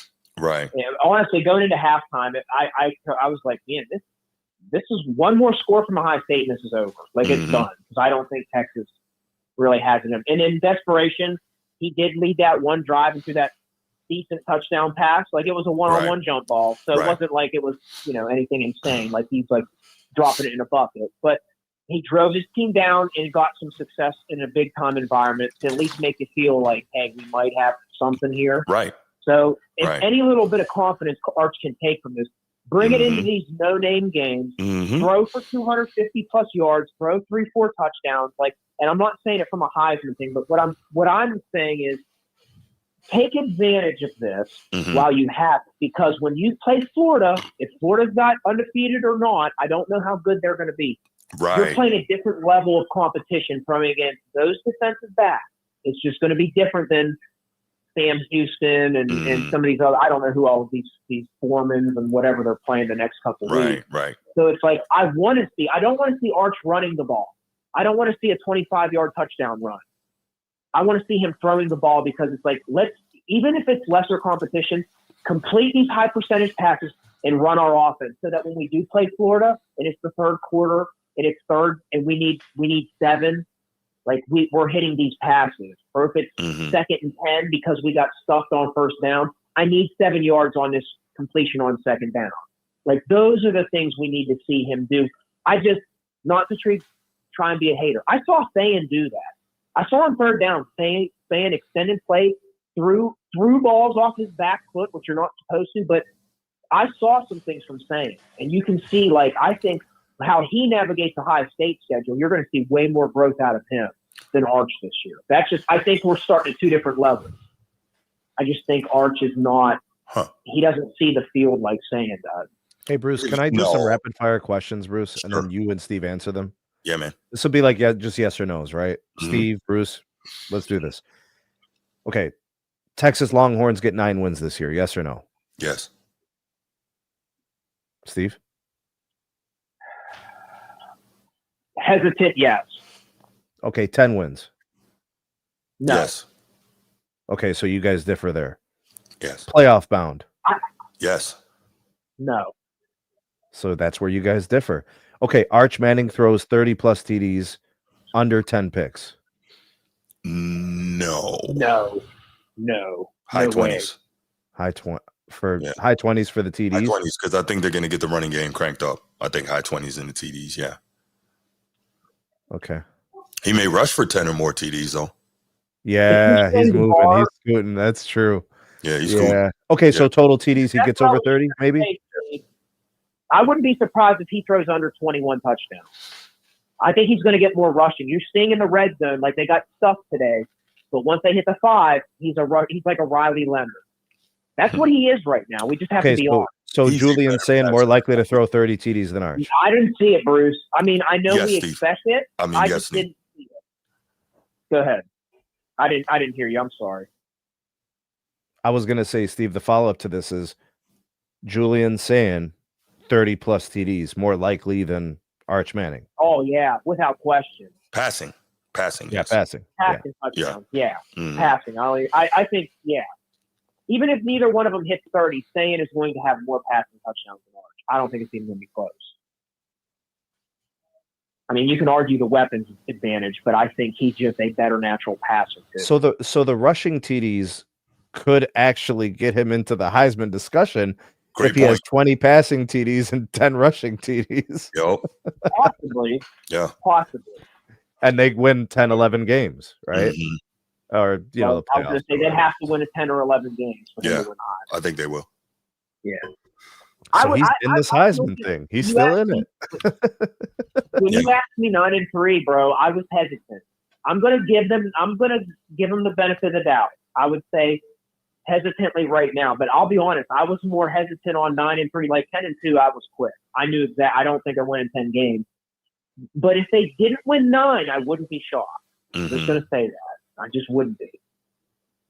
If I asked all my questions. What do you guys want to know about these teams or these players? Like I mean, I kind of find myself somewhere between Steve and Bruce, but like, what questions are you guys asking about these teams? Honestly, like I'm pretty confident in my stance on where these guys are. Definitely Ohio State is in the playoff. If you ask me, I think they'll win the Big Ten. I don't understand all this Penn State hype. I get they brought back players and they got receivers out of transfer portal. I just don't believe it. You don't believe in the Penn State? Yeah, you know when I could believe it? If I see them beat Ohio State. Like got to beat one of these teams if you're Penn State. I think it's at Ohio State. Which ain't going to happen. They're not beating Ohio State this year. Right. After what I saw today, I'm convinced. And Ohio State plays them at home. It's not happening. Right. So I'm like, come on, man. Like, do better. Let's see. I'll tell you in a second. The things I took away from today that I would like to see, I would like to see, from Texas' perspective, it's like you're going to have to see if in these next few weeks, can we throw the ball to 10 to 15 yards against lesser competition comfortably? Like that's the question that needs asked. Because I think we know they have the line, they have the talent all around them. I think we could just glaringly see what held Texas back today with quarterback play. Their defense went into Ohio State and held them. What was it? Under 14 points or 14 points or under? Mm-hmm. Yeah, like that's pitching. That's like pitching a perfect game. It is playing at Ohio defensively. That defensive coordinator, that's fantastic. Yeah. Steve, Jeremiah Smith did not break the game.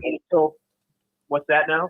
Jeremiah Smith did not break the game. There was no dangerous play. There was no moment where he was like just cooking everybody, in the second and third levels. That's how you know Texas' defense is for real. Texas' defense is for real. Like that, I just think you can see on the grand scheme of where Texas needs to improve, where all their questions on. What I'd like to see is they're going to have to figure out how to develop arch in the passing game, because Ohio State is exception to the rule. They're a 1% team, talent-wise, coaching-wise, across the board. But what I'm saying is, once you get into the SEC, I'm not trying to twerk for them, Bruce. I know this is hard to hear. But once you play the Texas A&Ms, the Georgias, even when you're on the road at Kentucky or wherever it may be, then you're playing at Florida. Like, it's not that it's one team in the SEC like it used to be with Saban. It's just when you play four teams that have insane talent. I agree. I don't think they're as good a teams as we think, but talent-wise, Arch is going to be playing a level of competition for a duration of time where it's not going to be it's not like playing in the ACC. Like, you're not going to develop easier in the SEC than you are playing in, like, let's say, the ACC. It'll be fine. It'll be fine. The voice of reason today is Bruce. Absolutely. The voice of reason is Bruce. I'm somewhere in between Bruce and Steve on Arch, but I have to believe that the people who evaluate talent see certain things. I'm seeing some of those good things too. It's just a work in progress. Okay. And Steve, I have to ask you, am I crazy? Like, you've heard my take, and I've tried to articulate what I saw today. You're not crazy. Thank you. You're not crazy. Your points are valid. Yeah, I think you just went too far one way. That's all. You're not totally actually. You know what it is, Bruce? You know what it is? It's the fact that before the season started, he was already off the Archie thing. So we already know he's dug in. You know what I'm saying? Yeah. Well, honestly, I'm trying to be objective. Bro, you came in talking about you're vindicated. Right. That's true. You did come in talking about being vindicated. That's a great point. I mean that is true. Fair, touche. But and then you brought up Bronny, bro. Bronny Manning. Come on, bro. Well, at least when you heard me articulate and contextualize everything that I saw, I'm not coming from a spiteful. I don't wish anything ill will on the kid. Right. But I do think it's fair to say, listen, we've been making Bronny a meme and a joke for a year now. Can we please stop comparing Arch Manning and Bronny? No, Arch Manning can play though. Hold up, bro. Let me finish. I'm not. But can you see where someone like me, who is guys, I never saw it, the high school stuff. He wasn't as good as everybody thought. I think he was a middle of the road 4-star caliber talent. I don't think he was oh my gosh, this dude is 5-star without question. That's what I saw when he was getting recruited, because that's all everybody was talking about. I mean, he could still be a 5-star recruit, but it just doesn't mean he's as good as he's going to get right now. I mean, look, if he wasn't so built up by the media, you probably wouldn't have this much smoke for him. But the fact that the media and a lot of people, because of the Manning name, I feel like that's fair. I feel like that's fair, but because it's a topic of conversation, and everybody did have somewhat of a biased expectation, let out by somebody that wasn't me, I'm just responding to what I saw, that I knew I wasn't crazy. And he may have a great year. I'm not saying that he can't have successes in this year. I saw from the passing game, if his name wasn't Arch, no one would care about this. That I agree with. But because we all happened to see it with our own two eyes, I know there was glaring issues I saw from my evaluation. When I watched Texas offense, it became extremely predictable. They were extremely limited in the pass game. And what they did have comfort, when they did find something comfortable in the pass game, they were struggling to connect. Steve, so here's the thing. I haven't heard you once refer to, well, you did mention Ohio State's defense, but I haven't heard you once refer to the coaching of Texas and Sark and the play calling. I haven't heard you refer to anything. Like, since you've got on here, it seems like you have had a very specific agenda about Arch Manning. And while you do have some, I saw. I know, but you're leaving out. As a coach, I have to grade totality. Yeah, but you're leaving out the other parts of it, though. What do you want me to say about the coaches, though? That's where I'm confused. Like, so you don't think that Sark bears any responsibility for this? Not making adjustments at the half. No, I wouldn't say. Well, not preparing him for what he was going to deal with going into this game, because there's no way you can tell me that all summer long that Sark, being an NFL guy, was not with his staff poring over Matt Patricia defensive game film to try and prepare not Sark, but to try and for prepare, the look, right, Bruce? Just right. Some of the looks that he would see. Arch, for what he was going to see. So clearly he wasn't prepared properly, right? But you haven't mentioned any of that. It's not just Arch. Did he play poorly? Yes, but it's not just him. I'm focusing on the difference in the game, and I'm being totally objective. It might sound like I'm being a hater, and I'm specific. Like, do I think if we're going to bring up Sark, he's responsible for the coaching of the entirety of the team. Right. Special teams was fine. But the defense was elite. I don't think the play calling was that bad. But I really don't. He's regarded as one of the best play callers and play designers in college football. What I saw flash on the screen at me when I watched that game was Texas's inability to have anything consistent or fluid in the passing game. It was a struggle from start to finish. Okay, that was the most glaring thing. Now, does the coaching have an aspect in that? I would agree. But at the same time, it's like when I saw there were open receivers at times. I can't, like, there's certain things that need to be applied. I can't put on the coach. Oh, hold up, Steve. Let me throw a couple things at you. Just some things to consider. Most of the time, you saw drives dying for Texas. The drives would die. Like, if you look at third down conversion rate, it was low. Run game, yes. And then fourth down conversion was worse. Slow down. Yes. Like, how about punting the ball in a one possession game? Like, why do you have to go for it on 4th and 5? Oh yeah, I think play calls like that and stuff. So there's validity to what Bruce is saying. Like, that's play calls and decision making. I'm not saying what Bruce is saying isn't accurate at all. He's addressing the fact that I was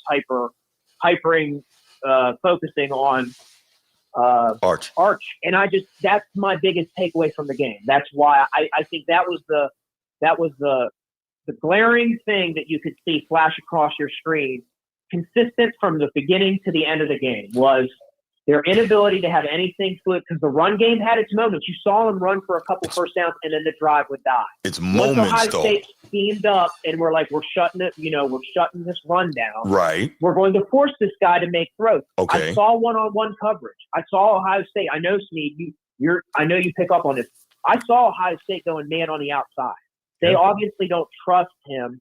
And when he did throw the ball past 25 yards, he left it up there, and the safety picked it off. Yeah, but the coverage was good, though. Middle a couple times, he was very late. Steve, the coverage was really good. The coverage was elite. The windows were small. Agreed. But we're built in to believe that this kid was elite. So if it wasn't for this consensus opinion, I wouldn't be like maybe hyper focused on this as well. Yeah, I think that's you what might it have is. a point there. I think that's part of it. Yeah. Where there's a lot of hype around him, and I did not see. If it would be different if I was like, man, I'm seeing him pick up 3rd and 5, like he's getting it out to the flat real quick, like that intermediate stuff that quarterbacks, when you just know you have a dude, you're like, okay, these are our money plays. He knows how to run this part of the offense. I didn't even see that. And granted, the competition was elite. It's not easy, especially on the road. That I can see that point. Hey, Steve. Yes. Did you know that Peyton Manning and Eli Manning never beat a top 5 team on the road in college? Did you know that? Peyton didn't in 96? Peyton or Eli? No kidding. Well, heard that stat during the game today. Elite. I'm trying to do here. I'm trying to demonstrate to you that you're saying all these things, but we've seen this movie before and it's turned out okay both times. That's all I'm saying. Are we saying we got to pump the brakes, Bruce? Peyton played at Tennessee. He never beat Florida in college. And this is where I feel like he's getting brawny treatment. Peyton Manning. You could see Peyton Manning and Eli Manning flash in their freshman seasons where they couldn't take them off the field. Bro, this is one game. Well, we got other opportunities for flashes, right?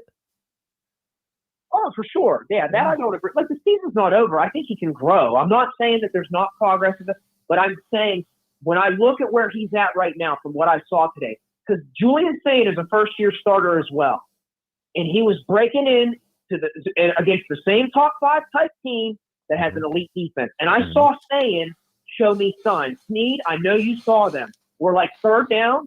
He knows where to go to the ball with the ball. He wasn't elite today, but he didn't need to be.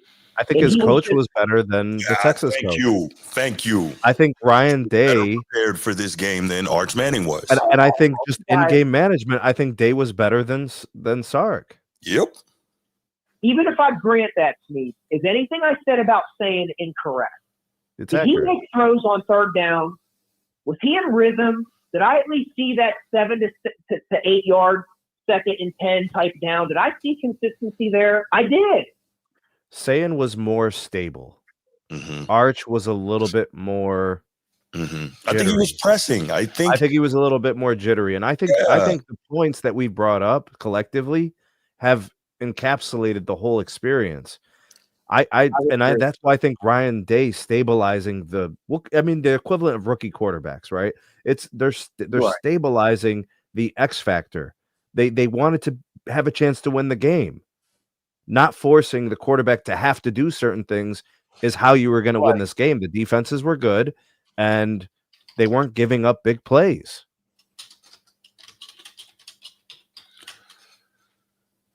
Would it be fair to ask this question?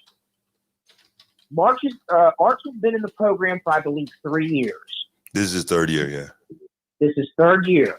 And he got a little bit of experience last year. It wasn't anything crazy or substantial, but he saw Georgia twice. He got in the game. And I know he started against, I don't know if it was Rice or Sam Houston. No, this is his first start. This is his first start. So he got time. I thought he got a start last year. No, or maybe this is he came first in start. early after Quinn. Maybe Quinn got hurt early in the game. But he played most of one game last year. Are we more impressed from what we saw with Arch, being that this is his 3rd year in the system, he's been under Sark? Or are we more impressed from what we saw with Julian Sayin today, being that it's his 2nd year in the program? I believe he was only a true freshman last year. So I don't, other than his red shirt, he still has 4 years of eligibility if I'm not mistaken. Right. Or are we more impressed with what we saw with Sayin from an individual perspective, both going against top 5 defenses from what we can see? Sayin was better. And I don't even think it was close. He was better, but I don't know about more impressed. He did play better, but I just think there's so much more to it. I just do. I mean, that's fair. Yeah. But Steve, we're gonna let you go, man. I appreciate you joining us. I was gonna say I appreciate definitely you cooking, man. My wealth. Clearly, you had to get some Arch issues off your chest. So. Listen, oh man, we're gonna do this in about 3-4 games, bro. We're gonna see where Arch is at after a month. I was gonna say this is content, bro, for week 5, 6 when things go down. Then correct. You can either laugh at me or maybe I can be like, well, maybe I was right. There you go. I really don't want Steve calling in and talking about vindication. I really don't. Right. My man called in. First thing he said, I was vindicated. Right. Whoa, really? Right. What is this? Listen, within 4 hours after the game, I'm right. So at this point, I'm 4 hours correct. That remains to be seen. We'll see. But hey, I appreciate you taking the time, fellas. Y'all stay blessed. No doubt, Steve. Appreciate the call, man. Wow, Steve was on for a half an hour. You knew it was going to be this. Steve had a lot to say. He did. Right. I looked up this Isidore Newman, Arch and those guys' high school in New Orleans is Class 2A football, which I guess your class is dependent on like how many people are in your school. So they go based on class sizes. So like the school I work at, for example, is like a D4 school. Okay. We have like 700 kids at our school. Really? So yeah, you have a graduating class of like 175. Wow, my graduating class was like 140, but it was a private school. So I'm talking about a public city school, and like some of the schools we play that aren't in our conference have 2,500. Right. So like your graduating class is like 600 kids. Mm-hmm. You know, bigger districts. I'm sure there's some in some big cities where it's like 4,000 in a school. Yeah, that is crazy. Yeah, definitely. So this says top tier 2A programs like Isidore and Newman punch above their weight. They can compete with and beat higher class teams in non-district games. Higher classes tend to have more consistent depth and physicality, especially in the trenches. So I say all that to say, I guess Steve was saying that he doesn't believe in the high school competition that Arch played against. I'm sure they played against some really good teams, and I'm you sure don't know the local sports scene, though, Bruce. All that. Huh? Bruce, if you don't know the local sports scene, how do you know that? Right. That's why I was like, let me look this up. But think about it too, right?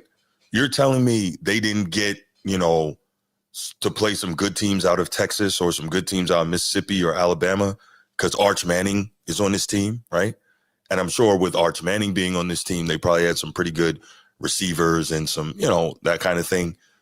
I'm pretty sure they weren't just playing against, Bruce Hope High, right? They were playing against some good teams. So I don't know.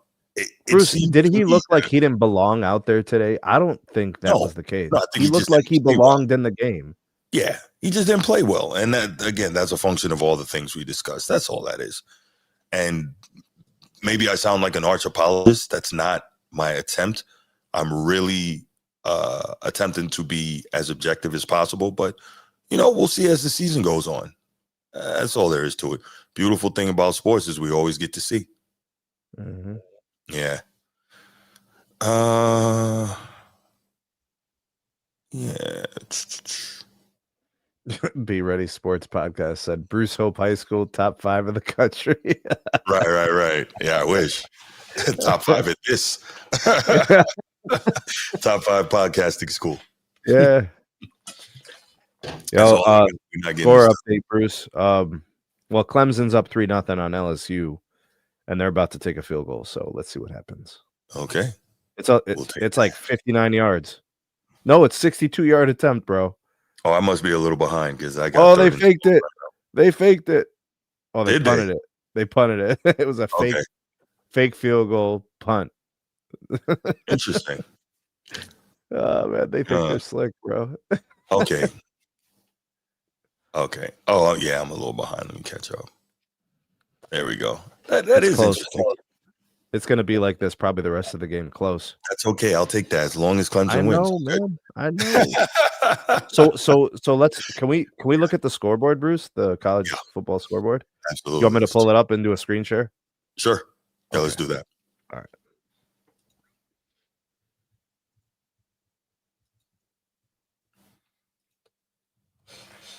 All right, here we go, Bruce. How do I do this? I think you hit the present button. All right, there we go. Oh, there we go. Okay. Add to stage. Boom. All right. All right, so we have what? 3, 4, 5, 6 games going on right now. 7 games. Let's start at the top here. All right, so starting off the week. That was. Okay, these are all top 25 games. Okay, so Iowa State. So that's last week. That's the game in Ireland. Yeah. Boise State blown out by South Florida. That was the shocker. I think these other group of 5 teams are getting pissed off that everybody automatically assumes that Boise State is the best group of 5 team, and they're like, nah. Yeah, that's bad. Yeah. Illinois got a huge win today. I think that's expected. It's a good football team. Yeah, Ohio State wins, Tennessee wins, they're ranked. Syracuse, obviously, not known for their football. Indiana wins last year. Yeah, the surprise. I didn't expect it. They lost a lot. Yeah, Indiana wins. Georgia wins in a blowout against Marshall. Yeah. Iowa State blows out South Dakota. Oof. Florida State upsets Alabama. Yeah, I like that. Yeah, we love that. We love that. I think was it you or Steve mentioning that Penn State was overrated? It was me. It was you. Okay, so I don't believe it. Okay, so they maybe you don't think they should be ranked 2? I don't think so. I think they got ranked that high based on they made it to the semifinals last year and they brought back so much of their talent, a la what Ohio State did last year. They got into the portal, picked up a couple things, but they brought back a whole lot of talent. Okay. Yeah. So they won their very winnable game against Nevada. What's that? I said, and they got Jim Knowles from you guys. Yeah. He's the new defensive coordinator. Oh, the coach. That's right. Yeah. Defensive coordinator. Uh-huh. Yeah. We got. But it looks like we're gonna be okay. I think so. Oregon 59-13 against Montana State. Mm-hmm. And then these are the games going on right now. Florida is up 38-0 at half. Texas A&M is up 21-10. Yeah. Oklahoma's up 28-3, and North Dakota's up by 4 against Kansas State. So that's an interesting one. Yeah. Yep. Texas Tech is up 30-0. Clemson up 3 at the end of 1. Michigan's up 17-0 against New Mexico. That's probably going to end like that. Yeah. Isn't who's the coach in New Mexico? Isn't it the guy that used to coach Florida? Isn't he coaching New Mexico? Jeez. He used to coach Florida. I'm pretty sure running the ball, bro. Justice Haynes running the ball like crazy, Michigan. Hey man, you know that's Michigan's DNA. They want to do that. Yeah. And also remember, they're breaking in a true freshman quarterback as well. True. So being able to run the football is going to help him a lot. Agreed. Mm-hmm. Ole Miss beating Georgia State 7-0. That's expected, Lane SMU is run that up. Right. SMU tonight and Arizona State tonight. I really want to see how good Arizona State is this year, especially with Scatterbo gone. He was like so much of their offensive production. It's going to be very interesting to see how they see what they do. Right? Yeah. Ran for 1,700 yards. I think he had like 23 or 2,400 yards total offense. Like, that's a lot. Bruce, do you want to talk about this Miami Notre Dame game tomorrow? No. No. I think we're going to go in there. We're going to handle business. Yo, come on, bro. I mean, you don't want to do a prediction or anything like that, bro? Well, we also are, going to have a redshirt freshman quarterback, CJ Carr. Got one of the best secondaries in the country. We got freshman quarterbacks playing today. Like they played. Yeah. One of the best running back rooms in the country. Notre Dame and Penn State, arguably the 2 best. So, I mean, really solid offensive line. It's got some beasts on the defensive line, more so than we've had as of late. Elite lockdown secondary. So I'm confident, man. I think Carson Beck is going to throw you a couple. He was one of the worst quarterbacks in the country against pressure last year. We'll see. If I look at and I just want to look down the pipeline a little bit, I guess.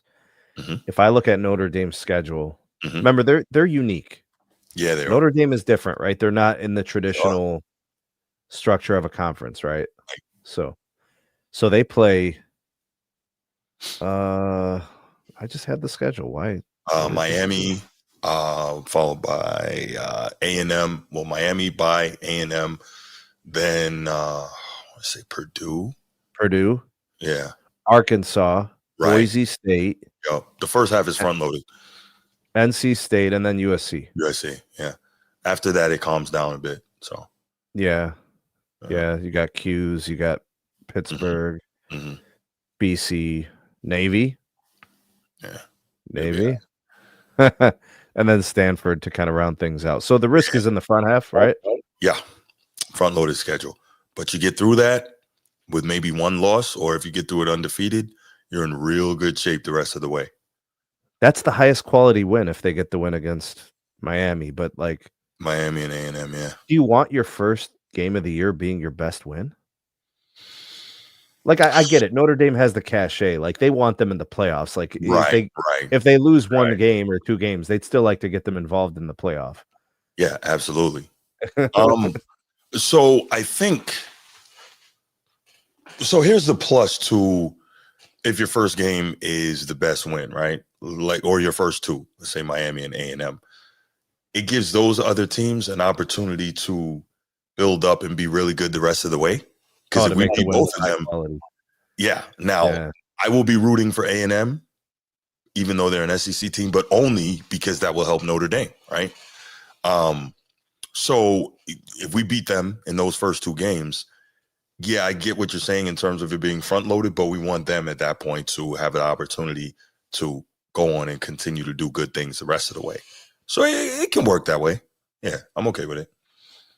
But like a win against Boise State, won't really help their case, Yeah, that hurts, especially as Boise State doesn't appear to be, and we knew they wouldn't be. With Ashton Genty gone, another situation where a huge chunk of the production is gone. So, we got to cheer for them to be good until we play them. Then we smack them around, and then we cheer for them to be good the rest of the way. I mean, it's basically it. So you gotta beat Miami. You gotta beat the Aggies. But even if we lose one of those games, which you never want to, but you couldn't lose both. I feel good about that. No, you can't. You can't. If you lose, you're gonna have to beat a good team to make them believe that you have to beat a good team to make people think you're a good team. Yeah, for sure. Yeah, for sure. Yep. I think that's how you do it. So it'll be all right. Go ahead. I'll be watching. That's an interesting game tomorrow because they chose Sunday for two games. So they're putting this Notre Dame game. What is it? An evening game? Like 7:30. Okay, yeah, you're getting a lot of eyes on that game because there's nothing else going on.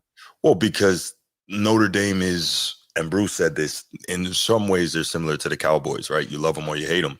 And obviously they haven't won in a long time, but they are different from the Cowboys in that they've been in position to win, even though they haven't won. The Cowboys haven't been in position to win. But they are a team that they move the needle, man. No matter how much people want to have negative stuff, Notre Dame's joining the conference, Notre Dame not special, this, that, and the third. Notre Dame moves the needle. There's no way around that. Every single season, they have one of the freaking top rated games in terms of ratings, every season they do.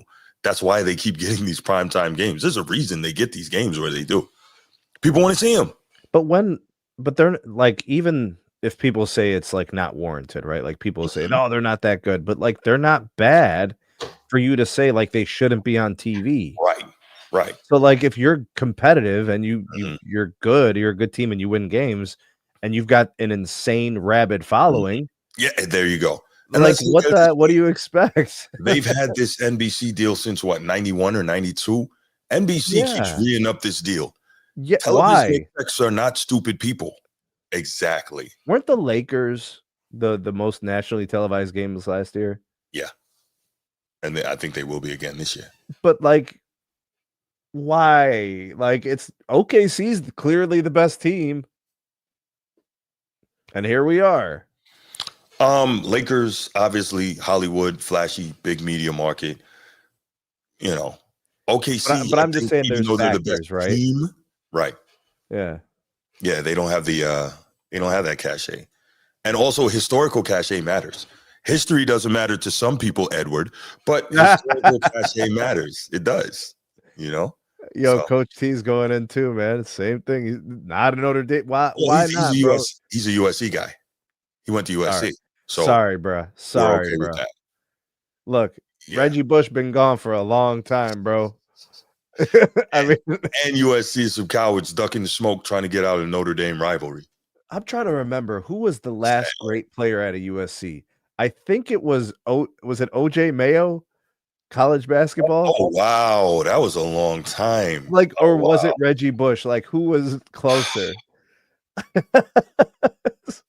Wow, that's tough. I don't know. USC's not. They're not Yikes. Notre Dame, dog. They're not Notre Dame. No, they are not. No, they're not. No, they I mean, don't.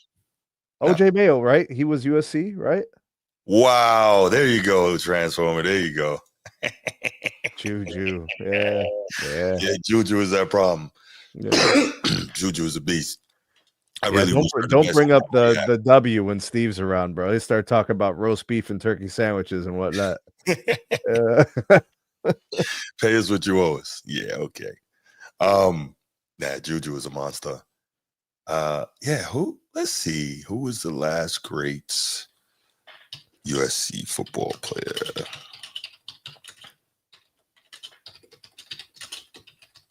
It's a great question. I mean, some of these names are great, but it's been a long time. Williams. Who? Caleb, duh. Oh, he won the Heisman and went number 1 overall. So we'll see what he does. All right. Marcus Allen, Troy Polamalu, Matt Leinart. There's a list, bro. USC is actually tied with Notre Dame for most NFL Hall of Famers. So. OJ Simpson, Ronnie Lott Jr. Seau, mm-hmm. Tony Baselli, Lisa Leslie. Tony Baselli's USC? Yeah. Anthony Munoz. Charles White, Cheryl Miller. Yo, yes. Reggie. Wow. Yeah. Cheryl Bruce Miller. Matthews. Clay Matthews. Mm-hmm. Rodney Pete. I remember Rodney Pete. Jack Del Rio. Okay. Frank Gifford. Frank Gifford, USC. Yeah. Okay. I mean, you got to dig deep. Now we're getting into but Caleb Williams. Well, Cinder. No, that's UCLA. No, he was UCLA. Right. Gus Williams. Okay. Yeah, there's players, bro. There's players. Yeah. So I get the prestige of USC. Yeah, we mentioned fingernails. We mentioned them. Yo, so while you were out, Bruce, and we were doing the show, like Transformer was going in, bro. I don't know if you caught all the segments we did on Caleb Williams, but wow. Oh, you guys did a lot of segments on Caleb Williams? There were a couple. He got roasted, toasted, and floasted up pretty good, bro. Yeah. I must have missed those. I was trying to catch her. I must have missed them. Yeah, you were definitely that was like in the heart of vacation, I think. Yeah. I was like trying to listen to the replays later in the day. Hamburgers, these. Wow. Oh yeah, Keyshawn Johnson. That's right. Yeah, absolutely. Give me the damn ball. Bro, I don't know how I feel about Keyshawn Johnson as like a talking head, bro. I don't know about this. I'm not a fan. I don't know about this. I don't think he's that good. He was a great player. I mean, I remember him being a hell of an NFL receiver, but some guys don't work in in front of the cameras with the microphone. Because he doesn't even try to hide his biases. He's so everything is ridiculously Laker centric to the point of disingenuousness. It's sickening. Does he really know the NBA though? Like, I don't think he does. I think he talks about the Lakers. Like it's really, I can't stand it. Yeah, he wasn't good with that. Honestly, for a dude who played in the NFL that long, he didn't even sound like he knew the NFL that well. It's kind of weird. Maybe he knew it, but he wasn't able to articulate it. Because, who's really good talking NFL is TJ Houshmandzadeh. Really good. He is. Mm-hmm. He is. And he's not a lot of people would know him if they just started watching the NFL in the last 10 years. Right. But our generation knows him because he was a good player. Right. He played in Cincinnati. It's kind of a small market, Yeah. Okay. See, there's Transformer on Keyshawn. There you go. Yeah. He's not good. And not because he's a Lakers fan. That's fine. But yeah, he doesn't know basketball well at all. Yeah. Yep. Yeah. Bruce, we did it. Good show, man. Yeah. Let's We call did it. It was a good show. Ohio State, man. Yeah, buddy. For sure. Hey, Yeah. can we do another one after the big games? Can we do more of these? Well, yeah, we can do them. Also, I do the college football wrap up for the previous week on Tuesday I'm night. excited about it, bro. Yeah. So yeah, definitely. He's gonna tell you all about Ohio State, bro. He's gonna tell you all about it. Well, listen, this is gonna be funny. Yeah, this is gonna be an interesting show because obviously his Fighting Illini, he played for Illinois. They had a big win today, but he's gonna be hurting because his fiance is an Alabama grad. So I got to needle him a little bit about that. You know what's crazy? I told you about the little school that I work at. It's small, right? From like the last 5 years, I have like 5 former students who went to Alabama. Really? Yeah, man. Like some our students are very, very good. Like they do really well at college. That's awesome. One of ours just graduated. She was your timing's off, Mr. Rillis. Your timing's off. She was Miss Ohio for soccer. Wow. She went to nationals and tried out for the national team. Oh, that's pretty impressive. She scored the most goals in Ohio history in a season and a career. Wow. Like she was like, she's like the best. When I watch her play soccer, I'm like astonished. So we won the state championship in Division 2 last year.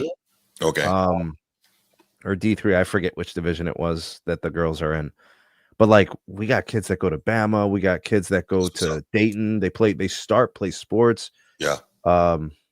Some kids go to California schools. Yeah, they do good. Ohio puts out some athletes, man. There's some athletes. Northern State, sorry. Yes. We had a kid. His name is Maxton. He graduated years ago. He's probably graduated college too. Cornell. Awesome. He went and he played football there too. Wow. I mean, he was huge, Bruce. He was. Yeah. I mean, he at least 315. That's crazy because Ivy League schools don't give full athletic scholarships. So. No, he's brilliant. Yeah, that's he was. He I remember when he was like a 9th or a 10th grader. He took my biology class. I never told him, but he was probably already smarter than me. You teach biology? What I mean? Yeah. I meant to ask you what you teach. That's insane. I teach biology and environmental science. Oh, you're one of those guys? Oh my god. I can't teach English, Bruce. I know that's your thing, bro. Yeah. When I did long-term substitute teaching, I taught 8th grade English. Yeah. I was gonna say English is your thing because it's language arts and you're in the journalism side. Yeah. Wow, biology. I'm impressed, Steve. No, I don't know, man. Sometimes I feel overqualified because I was taking the same courses as doctors. Wow. But they went on to medical school and I went into the classroom as a student teacher. Wow. But we were taking the same chemistries, organic chemistry, biology, microbiology, analytical chemistry. And they would laugh at me. They're like, "Why are you here?" And I'm like, "I have to take this. The state, in order to give me a teaching license, I have to master these sciences." Yeah. And they're like, "You're going to go teach this to high school kids?" I'm like, right. Yeah. Like you could be making a lot more money doing something else. Right. No, Mr. Realist, I am not a teacher. I taught for a while a couple of years ago, but I'm not a teacher. When I was in the military. When I was in the military, I did instruction also. Cool. Yeah. I'm 15 years in, Bruce. I got 20 to go, man. Not even close. Damn. Yeah. I started teaching maybe I was 26. I got a late start. So I changed my majors twice. And I actually had a business. Me and my brothers had a business. So there was time in between my 2 college stints. I have my undergrad from CSU and I have a master's from Clemson. Wow. Okay. So my master's is it's agricultural sciences. Really? Yeah. So when I started teaching the environmental science class, we wanted to start offering the AP. I was like, well, if I just get my master's in this, then I could teach it, So yeah, I think my boy has my buddy from the Army. He's got his degree in, I think, agricultural science because he's originally from Somaliland. And so he was saying that he wanted to eventually go back home and, help with that and the farming and all that stuff. So I was like, that's pretty cool. What is that dog saying, bro? Put that up real quick, My bro. God, here we go. He's about. Oh, so this is funny. This is funny, Edward. As you mentioned, NBA YoungBoy. So when I was teaching, and so the first day, I'm like, all right, I'll do the icebreaker, right? So I go and I say, each one of us is gonna come stand up in front of the classroom, and we're gonna say your name, say where you're from, what you like, some of your hobbies, what music you like, what movies, whatever, just so we can all get to know each other, right? So of course I start off, hey, I'm Mr. Hope, blah, blah, blah. I was born in DC, grew up, lived here, lived there, served in the military, love hip hop music, I love sports, blah, blah, blah. Cool. So they here love hip hop music, right? 8th grade students. Maybe a couple weeks later, one of the students says, hey, Mr. Hope, you say you love hip hop, right? I say, yeah, I love hip hop music. So he says to me, you like NBA YoungBoy? I'm like, who? He's like, NBA YoungBoy, you say you love hip hop music? I said, let me stop you. The hip hop music I love and the hip hop music you listen to is two different things. Is NBA YoungBoy considered hip hop though? Apparently, but he is terrible. Yo, so I'd never heard of the guy. So like during the lunch break or whatever, or when I got off, I said, let me check this NBA YoungBoy. So I put it on and I'm like, what is this mealy mouth drooling? Yo, this dude is when I say terrible, he's one of the worst rappers I've ever heard in my life. Yeah. Oh my God. By the way, this is what you get when you listen to the Format Podcast. We go all over the place. But yeah, so I listen to this NBA. I'm like, this dude is the worst. I'm like, what is it? It doesn't matter what these kids rock with. These kids rock with a lot of things. That's terrible, that dog. But yeah, I was like, yo, this dude is horrendous. So yeah. Have you heard of him, Steve? I've heard of him, man, and I've heard his music. So I'll lift weights in the school weight room sometimes with the athletes, football players, basketball players, just any of the, because like the gym's open. I'm just one dude, so it's not like I need a lot of space. I'll just grab dumbbells and find a bench. But like they'll turn on their music, bro. I mean, and that stuff comes on all the time. Bro, the first time I heard that one song, it sounds like there's a creaky chair in it. It's like ooh or something. I forget what it was called, The Box, maybe. Bro, I'm like, what is that, bro? But like, Bruce, there must have been a time when we were kids where we had songs like that and we were rocking with it, and like the older generation's like, this is garbage. Oh, facts. Like think about it. When DOS Effects came out with all the Iggity, right? And I know our parents had been like, Iggity, what is that? Yeah. But we thought it was like mad creative. So it's funny because when I heard NBA YoungBoy, I'm like, first of all, it took me a long time to even figure out what he was saying, because I had no idea what he was saying. And then I was like, okay, when I started to understand what he was actually saying, I was like, this is so bad. Like, how did this dude, like, YouTube? But you know what they will tell you, Bruce? Uploads. They'll admit it to you. They'll tell you they're listening to the music for hype. They don't even really care what's being said. They're like, oh, I just like the beat. Okay. They'll tell you that. So why don't you listen to instrumentals? Right. But they'll just like, they're just like, oh, I don't really listen to the words. It's just, this is, it's for the hype. Right. So just put the track on. Facts. That's what there's certain songs I will just put the track on and rock out with the instrumental. I have like a short instrumental playlist on my phone. But Transformer, what's good, man? Lord have mercy. If you calling the Cape up for NBA YoungBoy, I'm gonna hit that button on you. Bro, he's sauced up, bro. He's been hanging out. You better chill out, Transformer. So listen. Yes, sir. Let me do y'all a favor. Okay. Because when you're a kid, right? Yes. When you're a kid and when you're tired, you just start rambling about nonsense. That's what that is? Y'all are at that point of the show. You're so tired. I don't even know where we got here. Wrap it up. You don't know how to wrap it up. And you're tired. So you're talking about NBA YoungBoy in a show that is about Ohio State beating Texas. By the way, how's that win, Transformer? I like that, bro. Which one? The Ohio State win. The only one that matters. Oh, stop it, Sneeze. They beat the number one team in the country. They beat Arch Manning, the Heisman favorite. What you mean? Hey, we was unranked and we beat the 8th ranked.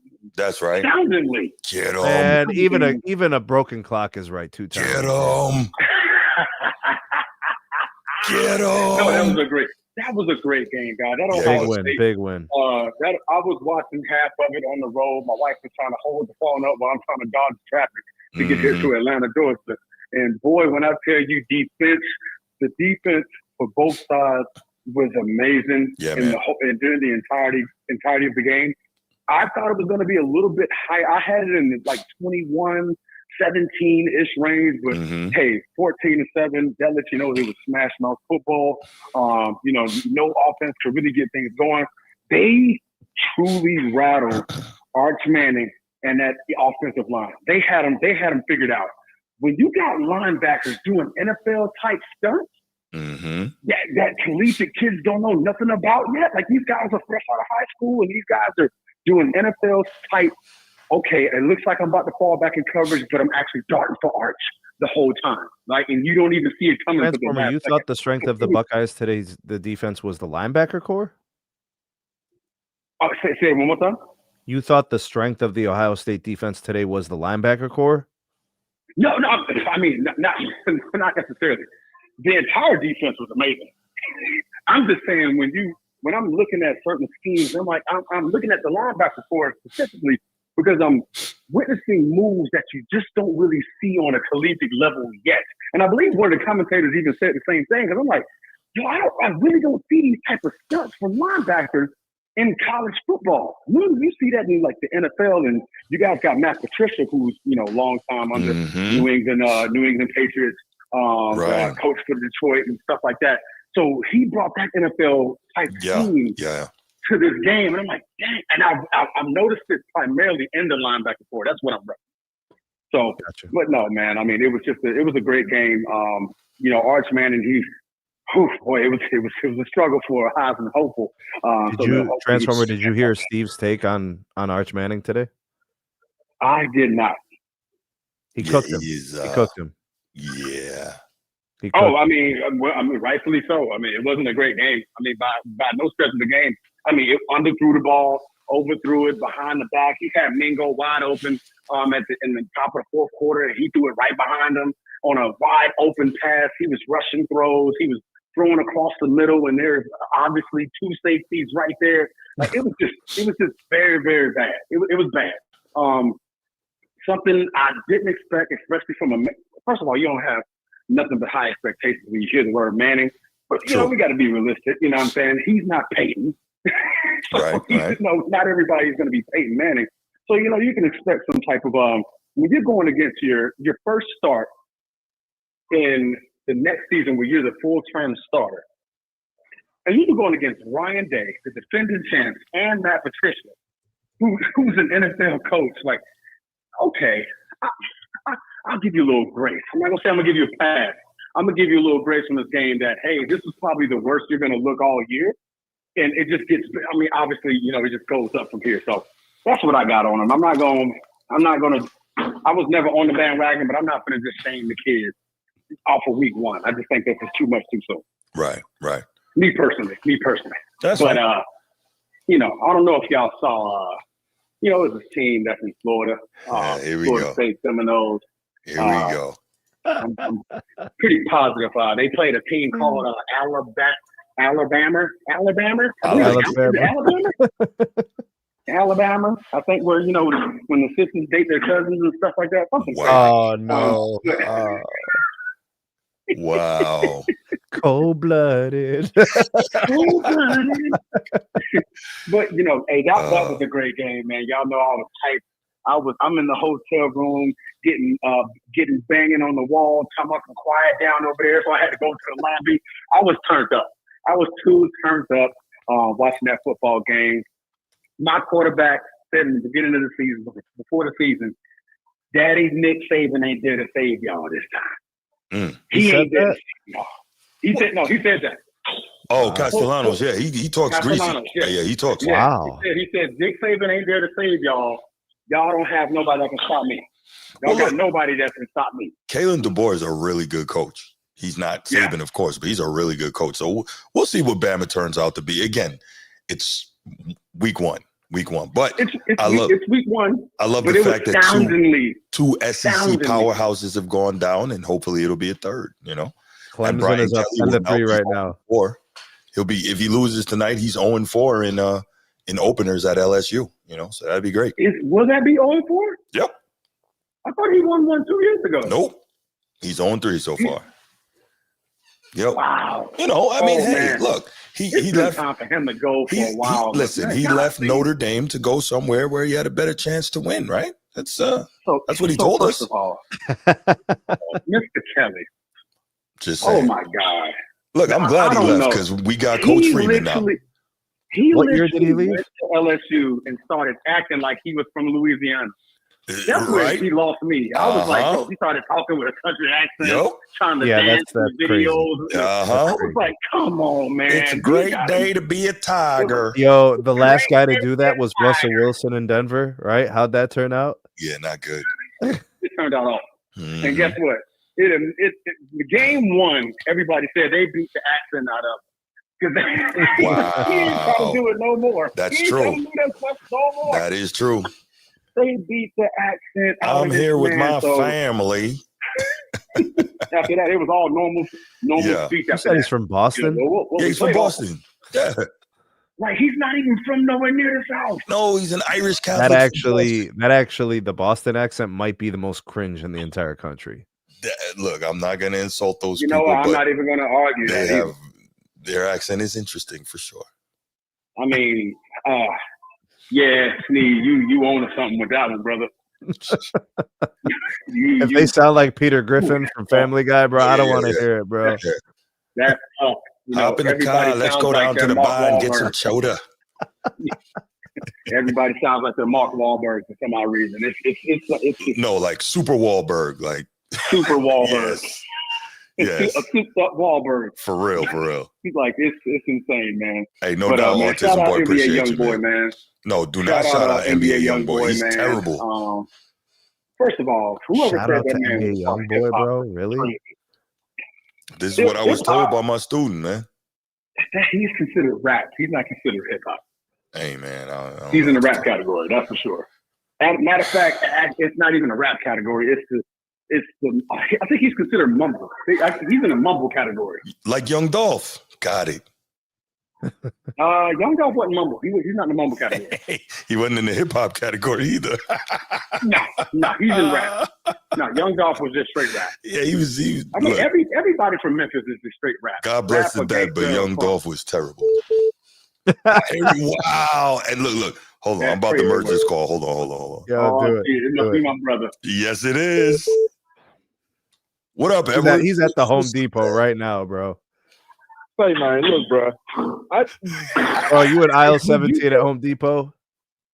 I'm not going to tolerate this disrespect on Dolph, man. That's what I'm saying.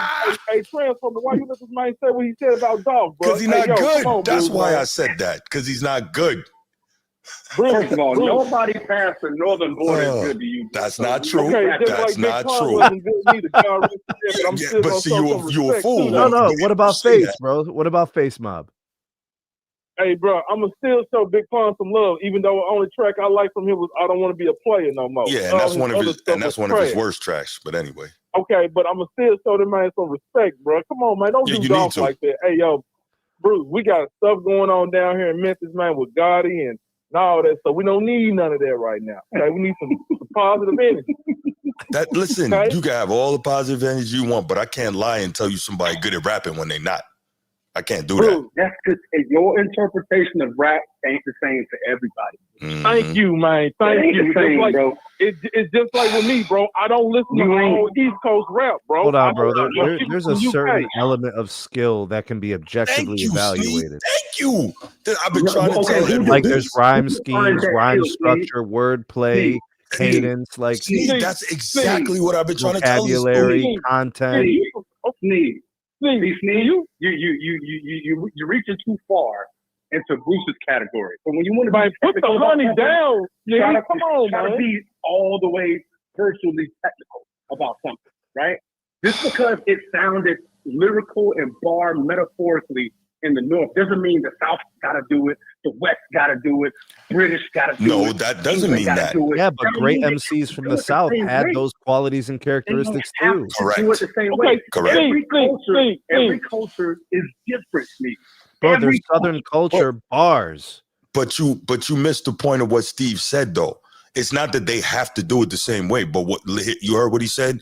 There are certain objective things that can be evaluated when you're talking about who's better at rapping. That's not hard. Steve, where you from? I'm from Cleveland. Okay, of course you're gonna be biased with the East Coast rap, so I get what you're saying. He's not from the East Coast. What are you talking about? I'm from the Midwest. Whatever, man. It doesn't matter, bro. He's up there closer towards your way, man. The South is not getting no respect at all, bro. Bro, my favorite MCs are from the South. Such as who? Like Andre 3000, like Scarface. I'm not with you on that, Andre. Okay. I do like Scarface, though. Scarface is a legend. This dude that you taping for, that's sitting right next to you on that channel, that the Notre Dame fan, he does not like Andre 3000. I do not. That's okay. That's okay. I didn't say I don't like T. No, I didn't say I don't like T. No, T.I.'s cool. T.I.'s cool. But I do not like Jeezy. Luda is solid. Luda is solid, bro. Luda got bars. Luda got bars. Okay, they only good. Bruce, what you tell me all the time? They only good on what? When they on East Coast? No. I said they're better when they're on East Coast tracks. Why is that? Get off my phone, bro. I'm gonna let y'all keep talking, bro. Sneed, I say that I told Edward that the Southern rappers are better when they rap with East Coast cats because they have to step up their level of lyricism. They can't just get away with Dr. Seuss, Mother Goose, simple rhymes. They can't do it. They got to step the bars up. Yes. I never heard that, Mother Goose. That's so false. That's so false because I'm gonna tell you.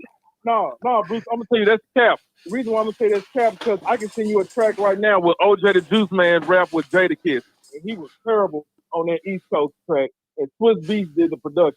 You want me to send that to you? That just means well. I don't even want you to send it to me. Well, listen, hold on. I never thought OJ was good anyway. So, I mean, I'm sure he tried to do better rapping with Jadakiss.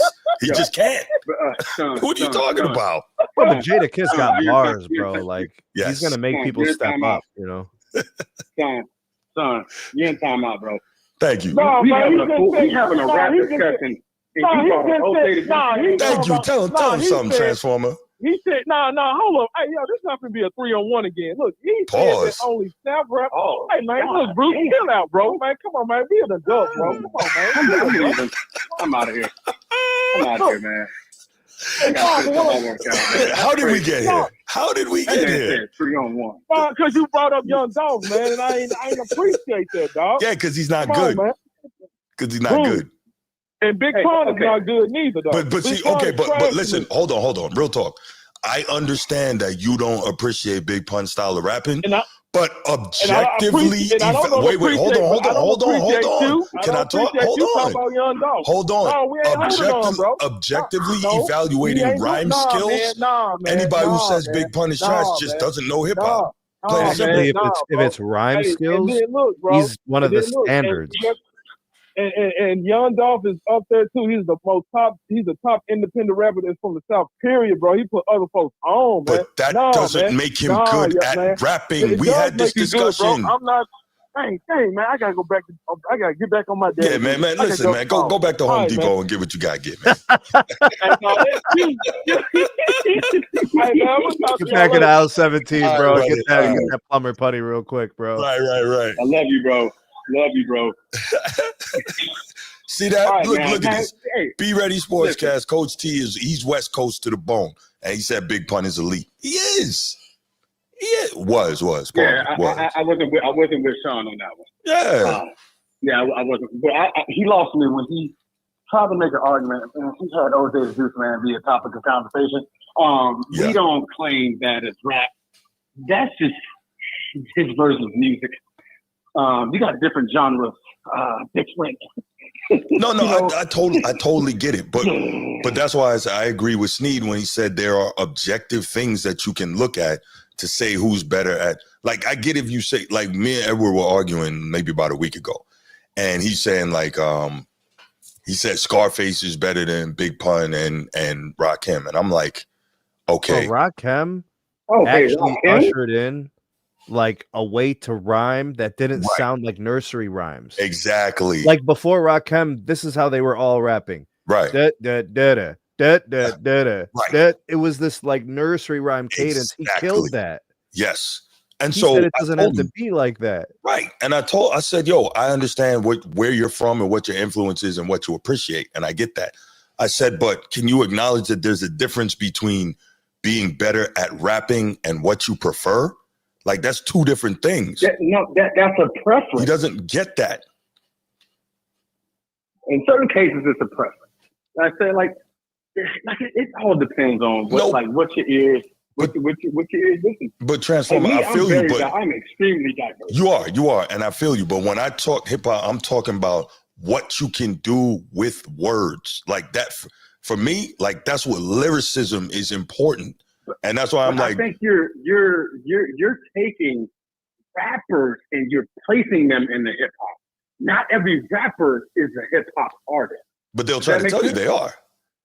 Yeah, because they're not clarifying the meaning. Like even even a rapper, Transformer they don't should even be. mention that I'm a best hip hop artist. Like no, they say I'm a rapper. Right. But even if you're a rapper, you still thinking lyricism. Go ahead. Transformer, even if you're a rapper, you still need to be skilled. Like you still need to be able to make words rhyme. You still need to have structure. There's cadence. Like there's still things. Hip hop also has to do with like the producers and the drum kits and stuff like that. It's a little bit different. Like if DJ Premier's doing your drums, you're hip hop, right? Yes. Right. If you know, and his samples have soul and stuff like that, that's a little bit different. If you're getting beats from Jay Dilla, that's hip hop. You see what I'm saying? If Trey's doing your beats, you know what I'm saying? Like it's those kind of things. Like so, is Kendrick Lamar considered hip hop? 100%. Okay, so neither one of them dudes make his beats. I don't get the point. No, he's talking about where they fall in terms. I think I'm not going to speak for Sneak. I think that what I understood was that he's saying that based on what Kendrick can do with rhymes and what he can do with words and what he's putting together. That's my thought. Yeah, like if you make hip hop, it's different than just rapping. More of an art than what he's doing. Well, there's culture in hip hop. Yeah, absolutely. You know so like it's more dynamic than just like I rap. Right. You know, if you rap, you would just take any instrumental and you would just rap. You could rap a freestyle to it like it's just rapping. Right. But like it's just part of hip hop. There's more to hip hop than that. Right. That's so like, while like, Young Dolph might be a rapper, you wouldn't categorize him as hip hop. Right.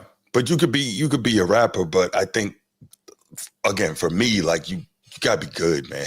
you can't just be because you want them ABC to, 1, 2, 3. Like that's not Everybody ain't a hip hop artist. Some people are just rappers, bro. And that's cool. That's cool. But when Edward tells me that Young Dolph is better than Big Pun, I'm like, you're on drugs. At what? Like, it doesn't even like what thing? Right. Is he better at allegory? Is he better at metaphor? Is he better at simile? Is he better at internal rhyme scheme? Is he better at any of those things? None of that. There's nothing. He's better at talking street. That is it. That is all he's better at. Talking what? Talking street. Oh no. He's better at that. Bro, Big Pun never moved out of the projects, bro.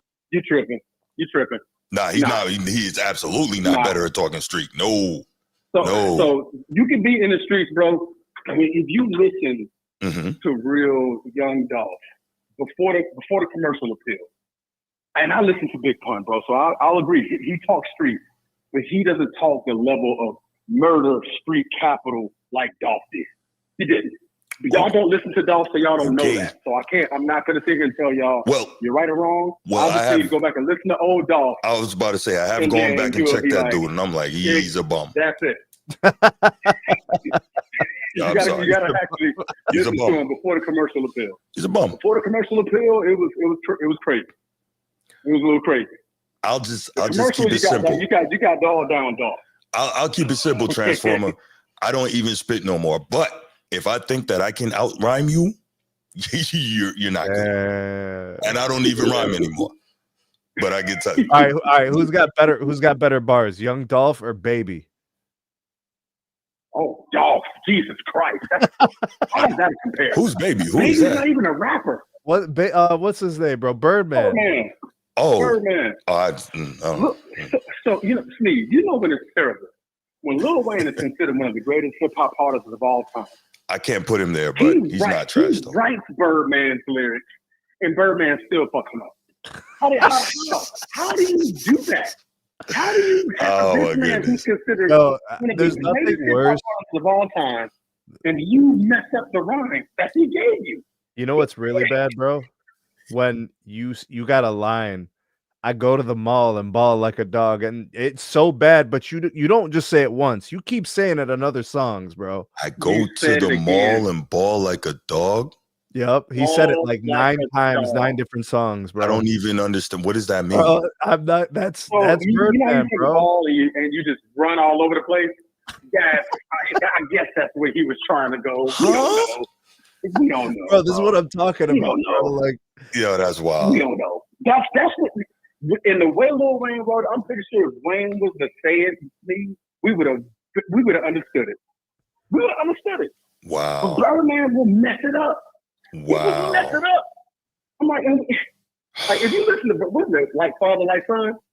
Well, yeah, Like Father, Like Son. It was both of them on there. Lil Wayne wrote pretty much 99% of Birdman's rhymes on that whole album. Wrote it all. And it was just sometimes, I'm just scratching, like you just fast forward the song just so you can hear Wayne's part.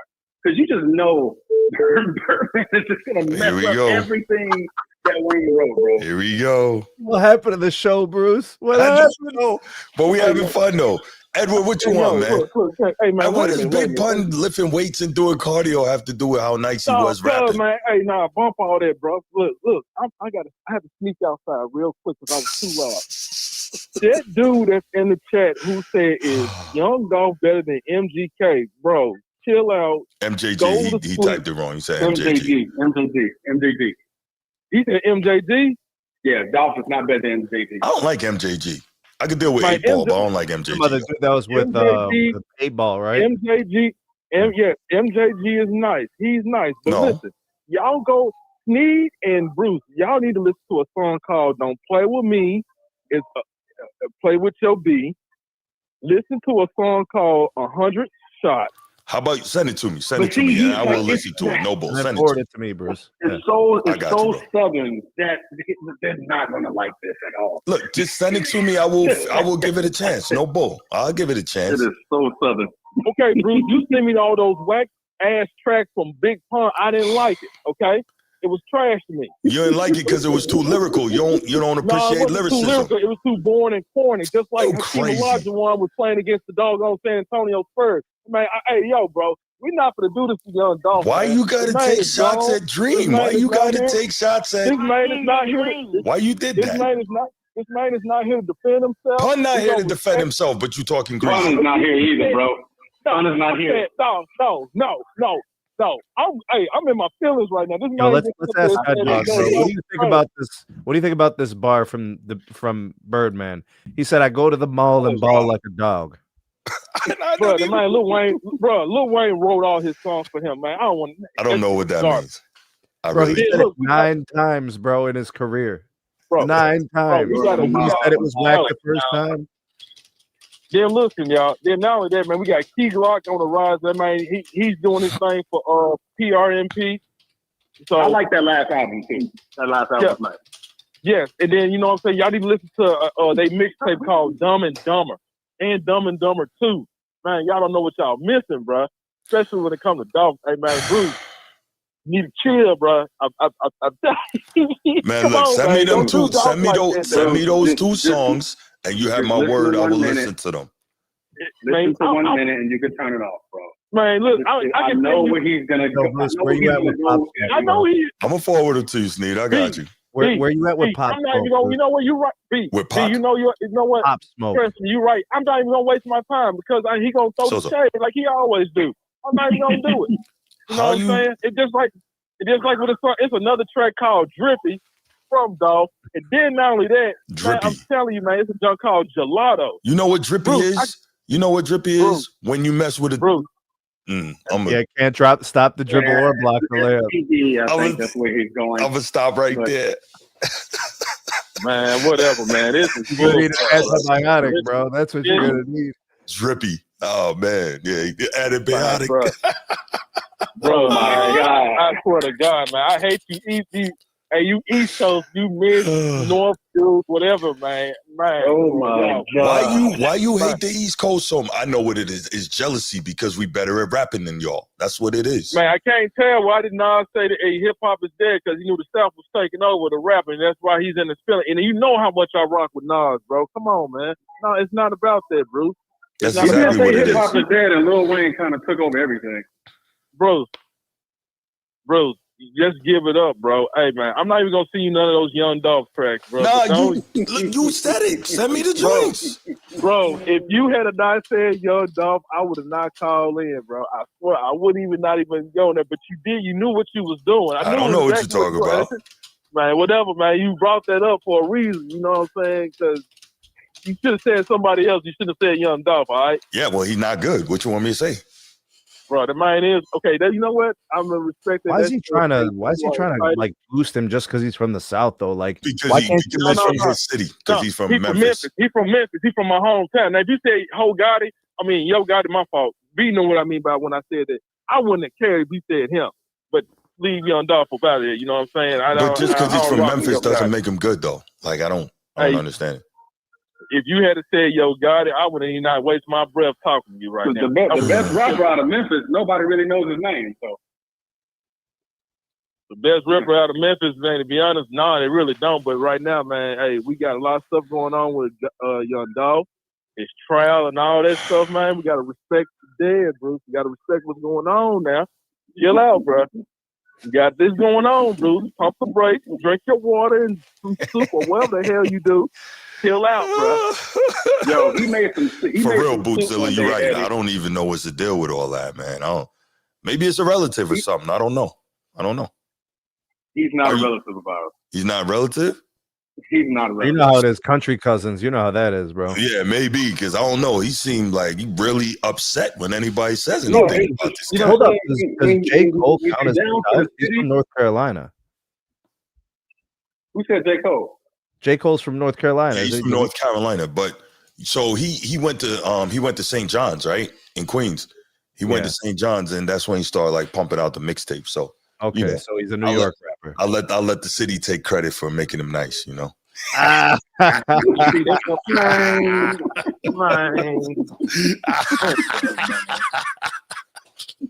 you take credit for Pac too? You take credit for Pac or no? You know, I'm not a Tupac fan. Never was. What? Yeah, I never could figure out I thought he was okay. He was poetic. He was extremely poetic. I thought he was okay. I never could figure out Bro, hold on a second. All Eyes on Me double album is one of the best albums any genre ever. So to me, there's a couple songs on there, but to me, it can't touch Wu-Tang Forever double album. It can't see that.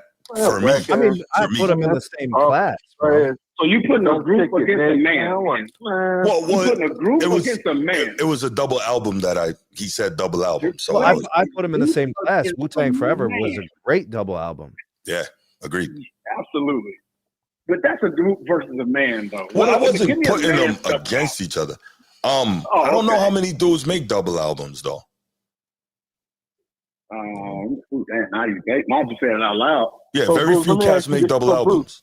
Bruce, what up, man? Bruce, let me ask you this. So you never was a No Limit fan either. No, absolutely not. No. Absolutely not. Bro, I'm not even joking, bro.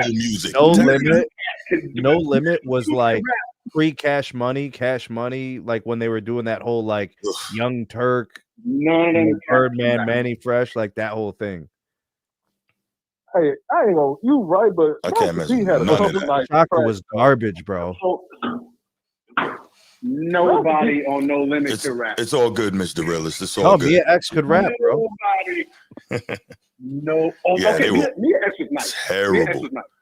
Mia X could rap, but she was the only one. Everybody else, like everybody though. She's the only rapper out of them all.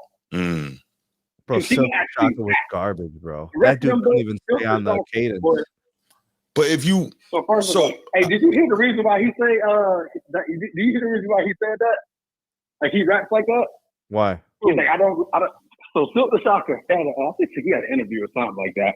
He was like, I did that on purpose. So like you have to go back and like listen to what I'm saying. Like, because if you hear what I'm saying, I'm actually on beat. And I'm like, bro, turn that shit off. Like, just turn it off. Right. Turn it off. Yeah, come on. What had happened was right. Like, bro, because you never rapped on beat, bro. You never rap on beat. Who's writing your rhymes? Mm-hmm. So he was trying to be creative and different. It was so horrible, bro. Yeah, I can't do it. Nah, man. I pushed the entire No Limit camp into the crunk music category. Like, you know, you want to get hype. You want to get hype off of a chorus and a beat. That's them. But if you want to hear words being said, don't listen to them. It's just not. You're not going to understand what they're saying. Bootzilla, I don't like either one of them, honestly. I like UGK. Yeah, that's not for me. But I mean, again, UGK, fire. I'm not really, that's not my state. Yeah, Pimp C, Bun B, come on now. Come on, bro. I tell you, man, Bruce, but man. I have heard, on now. I've heard Bun B spit some bars. Yeah, Edward knows where this is going. Okay, man. I heard Bun B on with You Smith know and Wesson. I heard him get on with K Slay on Rolling. He See, was what on I'm Rolling saying, 50 man. deep, Rolling 75 deep, and I think Rolling 110 deep. Man, bro, Bun B got bars when he went to. Man, this jack leg on the phone. See, I told y'all, man, when he come on, Bruce. Yo, listen, real talk. Edward. First of all, Lil Wayne, you don't consider Lil Wayne a top guy. That's crazy. You don't consider three stacks of great rap. That's crazy. So okay, hold on. Let me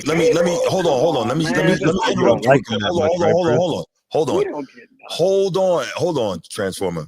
The reason I don't rock with Andre 3 Stacks is because I never know what the hell he's talking about. He's always saying, no, real talk. It's like, you know who else I don't rock with? I don't like Ghostface like that. Because he always be like talking just some really you don't like random Ghostface? words. You don't like Ghostface? I don't know what he's talking about. And like even if you read the book From the Streets of Shaolin, they talk about it. And Ghostface admitted like a lot of times he just be saying stuff. So I'm like, if I have no idea what you're talking about, I can't rock. Because he's trying to make words rhyme or whatever. It's just, Say again. I thought Method was the one that said that. No, that was Ghostface. Nah, Method Man, you know what he's talking about. No. Method Man got. I thought he said something like that before. Like, I just be saying shit sometimes. Like, I just put it together. That's Ghost. That's Ghostface. Oh, okay. Yeah. But yeah, so I say that to say, like, he's from up top, and I don't really rock with him hard body like that. But Snee, you say you from Cleveland now. You like Bone Thugs and Harmony versus 3-6. You know, they did a little battle and all that. Do you remember that? I do. Complete show out. Mm-hmm. Yeah, okay. Who else from who was that? Kid Cudi? You like Kid Cudi too, don't you? I like Kid Cudi, I do. Chicago, ain't it? Oh, he's in Cleveland? That's Cleveland. Oh, shit, I thought he's in Chicago. He even made a song called Cleveland is the City. Oh, shit. I mean, I never listened to Kid Cudi like that. I don't really rock with him. Kid Cudi's like he's got a sound that like I don't know. I feel like he's got a generation of people that really like his music. Like they'll listen to anything he produces. They're just Cudi fans. But like some of his albums are straight. Some of them are really good. Yeah. Some are garbage. Mm-hmm. Tell you what, Big Pun never made a garbage album. Man, look, I told you, I don't want to be a player no more. I'm not a player. Okay, but Edward, real talk. Hold on. Man, couldn't even. Bro, that was Joe singing on the hook, bro. That wasn't even like. Man couldn't even lift his stomach. But that has nothing to do with him on the mic. So, but whatever. Hold on. He had to pay to get around and all that. Oh man, I'm not holding down on nothing. Yo, but here's the deal though. Notice what his favorite pun song is. That tells you he doesn't appreciate lyricism, and that's fine. That's fine, but he just won't say that. What else, Transformer? You ever hit your head against a brick wall before? I think I'm doing that right now, man. You're doing it. Yeah, for sure. You're doing it. He's speaking from a place of hurt, Bruce. That's a fact, Mr. Realist. That's a fact. That's a fact. From a place of hurt. So you don't have to explain Big Pun, bro. It's okay. We got it. He was a monster. We got it. Man, shit, Young Dog just wants got, to. like, Hey, come anthem. hang out in Memphis. You know what? Man, You know what? We got Bruce, Chris Rivers, his Bruce. son. Chris Rivers is an animal too. Man, I don't even know who the hell that is. But It's anyway, Big Pun's son, I said, and he is a man, beast. don't care. I don't Yeah, care. because he got bars. Nah, he don't have bars. That's what your feelings say. But anyway, like Edward, I man, said, I know you ain't on here talking about feelings, Edward. Man, come to Memphis. hey, man, you listen. You snuck outside, man. Somebody gonna come find you, man. Go back inside. If you come to Memphis, you'll hear all the Dolph tracks and all that. I'll put you on, man. I told you already. Send me the Dolph track. I'm gonna listen to them. Send them I'm not to me. sending you crap. Man, look, man, I cannot wait till I come to Jackson, man, to see you face to face, boy. I real talk. Come you through, a wild man. boy. Come through, brother. Come through, man. I will come through. Yeah. I will come through. Man. Hey, man, you my brother too now, man. Through. Come through, man. No doubt. You know what I'm saying? Yeah. I'm gonna come through there. I'm gonna come through when I come down. Yeah, come through, man. My house is your house, man. Hey, make sure you know what I'm saying. It ain't gonna be past your bedtime. I ain't gotta tuck you in or nothing like that. You know what I'm saying? Pause. Why would you be trying to tuck another man in? Hey, bro, Yo, what's up with you, man? Are you drunk or something? Bro, we grown man. A man. drunk on, person man. speak with a sober mind, so what pounds of alky out? Come on, man. What are you doing? What are you doing? What does that mean? What? What does that mean? A drunk person speaks with a sober mind? You never heard that before? Seriously? They tell the truth when they're drunk. What does that have to do with this? You must be drunk because you saying all this funny style stuff. So the real you coming out. Bruce, that's what it is. Come on, bro. Bruce, you older than me, bro. Come on, man. You know where I'm coming from. I don't know where you Stop coming it, from, man. You talking real? I don't know. Bruce, you 55 years old, man. I'm not Come on, 55 man. years old. Stop, man. Okay, I'm not 50 either, man. Stop, man. You talking real greasy right now, man. Go back inside before they come find you, man. Bro, Ed, you should be scanning into your gym right now about this time. Right. Bruce, no, you talking greasy about Dolphin on. This guy really snuck outside to defend young Dolph. Bro, young Dolph ain't like that, bro. Stop it. That's crazy. Right? That is crazy. Are you getting paid for this? It's crazy. Apparently, you getting paid. That's like young disciple coming out the ground. Yo, hold up. Yo, Bruce, how many dudes with the first name Young actually can rhyme, bro? True. Anytime they put Young in front of it, it's almost like an indictment on maybe we shouldn't take this dude that seriously. You know, it's funny. Master Ace and Ed O.G. made a song, and he was talking about, Ed O.G. was talking about all the cats with Young in their name and how, Young Dro. You remember that dude? Okay. Oh, boy. Young Show the lane. Oh, that was him? Oh my God, that was that. Well, hey, but that was fire though, right, Edward? That was that fire Southern rap, right? That was that fire Southern rap, right, Edward? Bruce, this dude, right? Y'all. I'm asking you, Edward. I know how you rep for the South. That was fire, right? First of all, look, hey, if you went to club, census, what about Young Perk, bro? What's up with Young Perk? You gonna tell me about that? Little Percocet? What's next, bro? I'm gonna send y'all a Young Bro verse, and you won't even believe it was a Young Bro verse. Okay. I'm gonna send you. I believe that T.I. wrote it for his fire. Bootzilla, you a funny cat, man. I like that. That's funny. Listen, the Shoulder Lean song was just for commercial appeal. But you just talked about Big Pun. I ain't a player, but I just crush a lot. Right. You did say you love that song. And that's one of his weakest songs for real. Nobody listens to that who's a real Pun fan. This is the Transformer. Was that? That was Eddie. That wasn't me. No, that's what I'm talking to. I'm talking to Edward. Oh, okay. What about Steve? You ever saying Young? What about Young Jeezy? You don't think he was spitting?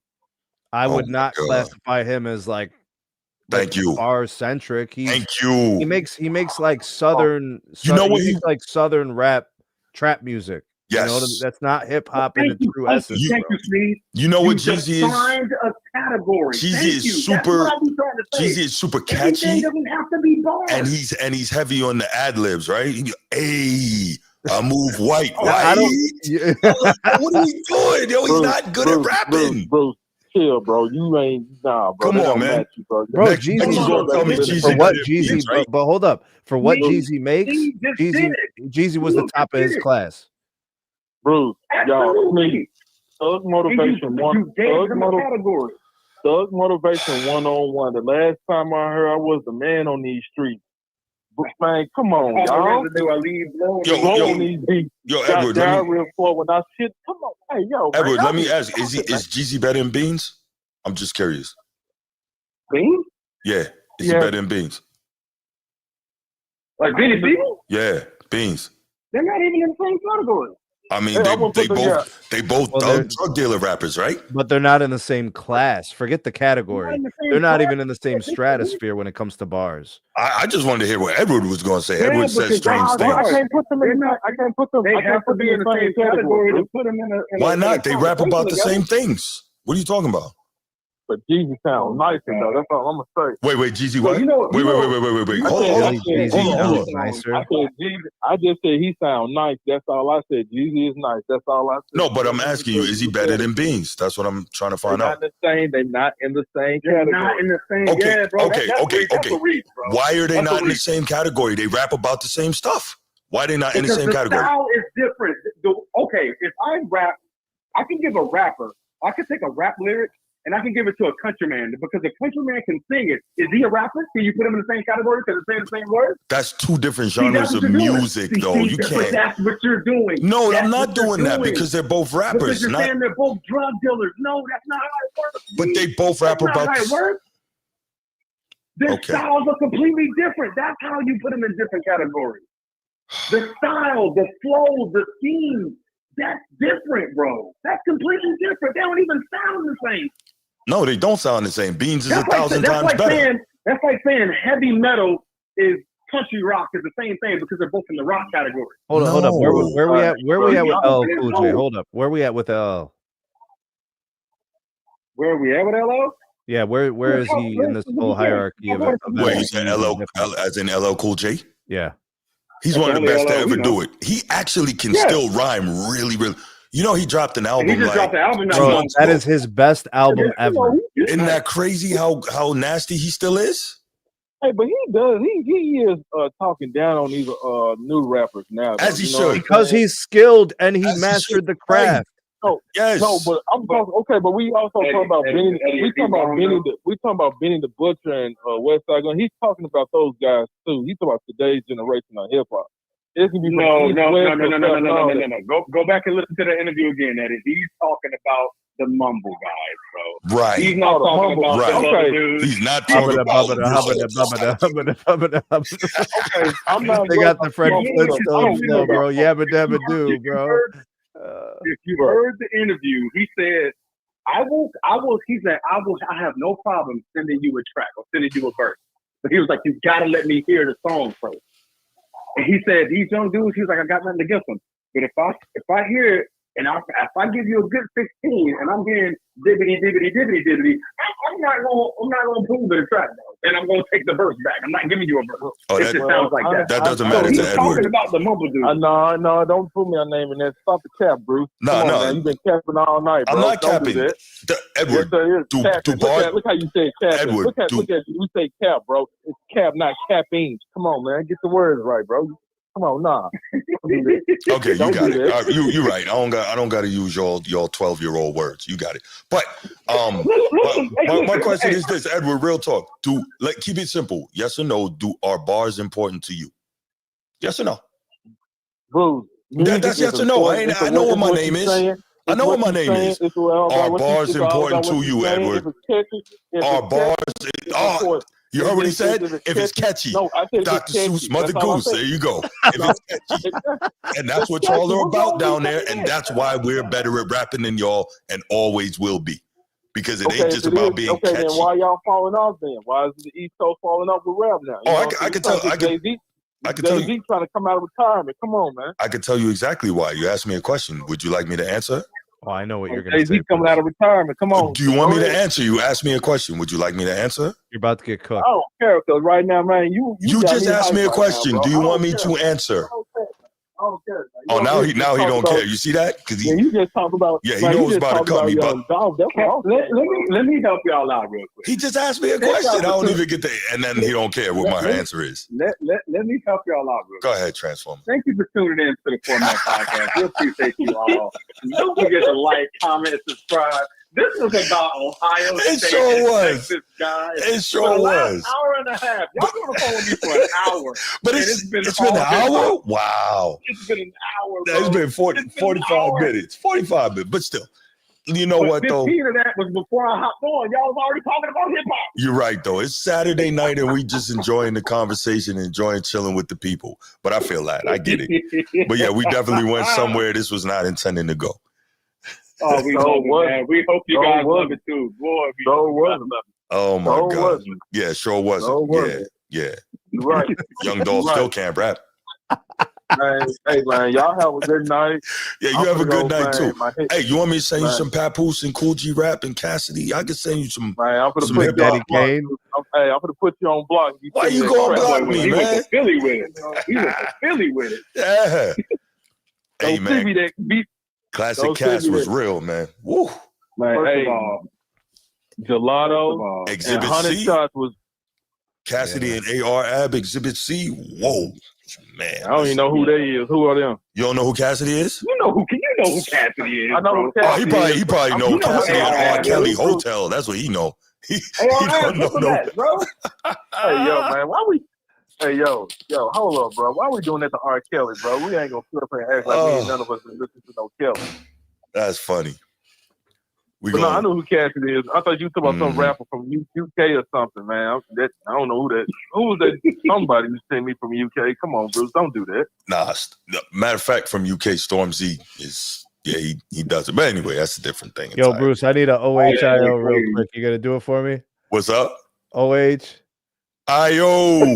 My dude, Bruce. My dude, bro. They earn that. Go Irish, bro. Go Irish tomorrow. That's right. That's right. I'm gonna get a phone. Hey, y'all go no. Go Knowles. Go Knowles. Absolutely. That's right. Go Knowles. All right, so hey, yo, man, y'all have a good night, man. Hey, that's right. Everybody have a good night, man. Thank you all for tuning in. We really appreciate you. This went completely off the rails, but we were just having fun, and sometimes it goes that way, man. Don't worry, we're gonna clip this segment, guys. We're gonna clip it for sure. This is like an hour and a half long segment.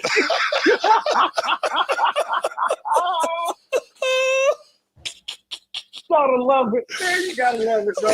Oh my goodness. Gotta love it. Gotta love it. All right, 3 hours. We gonna stop right now. All right, y'all have a wonderful night, man. We out. Peace.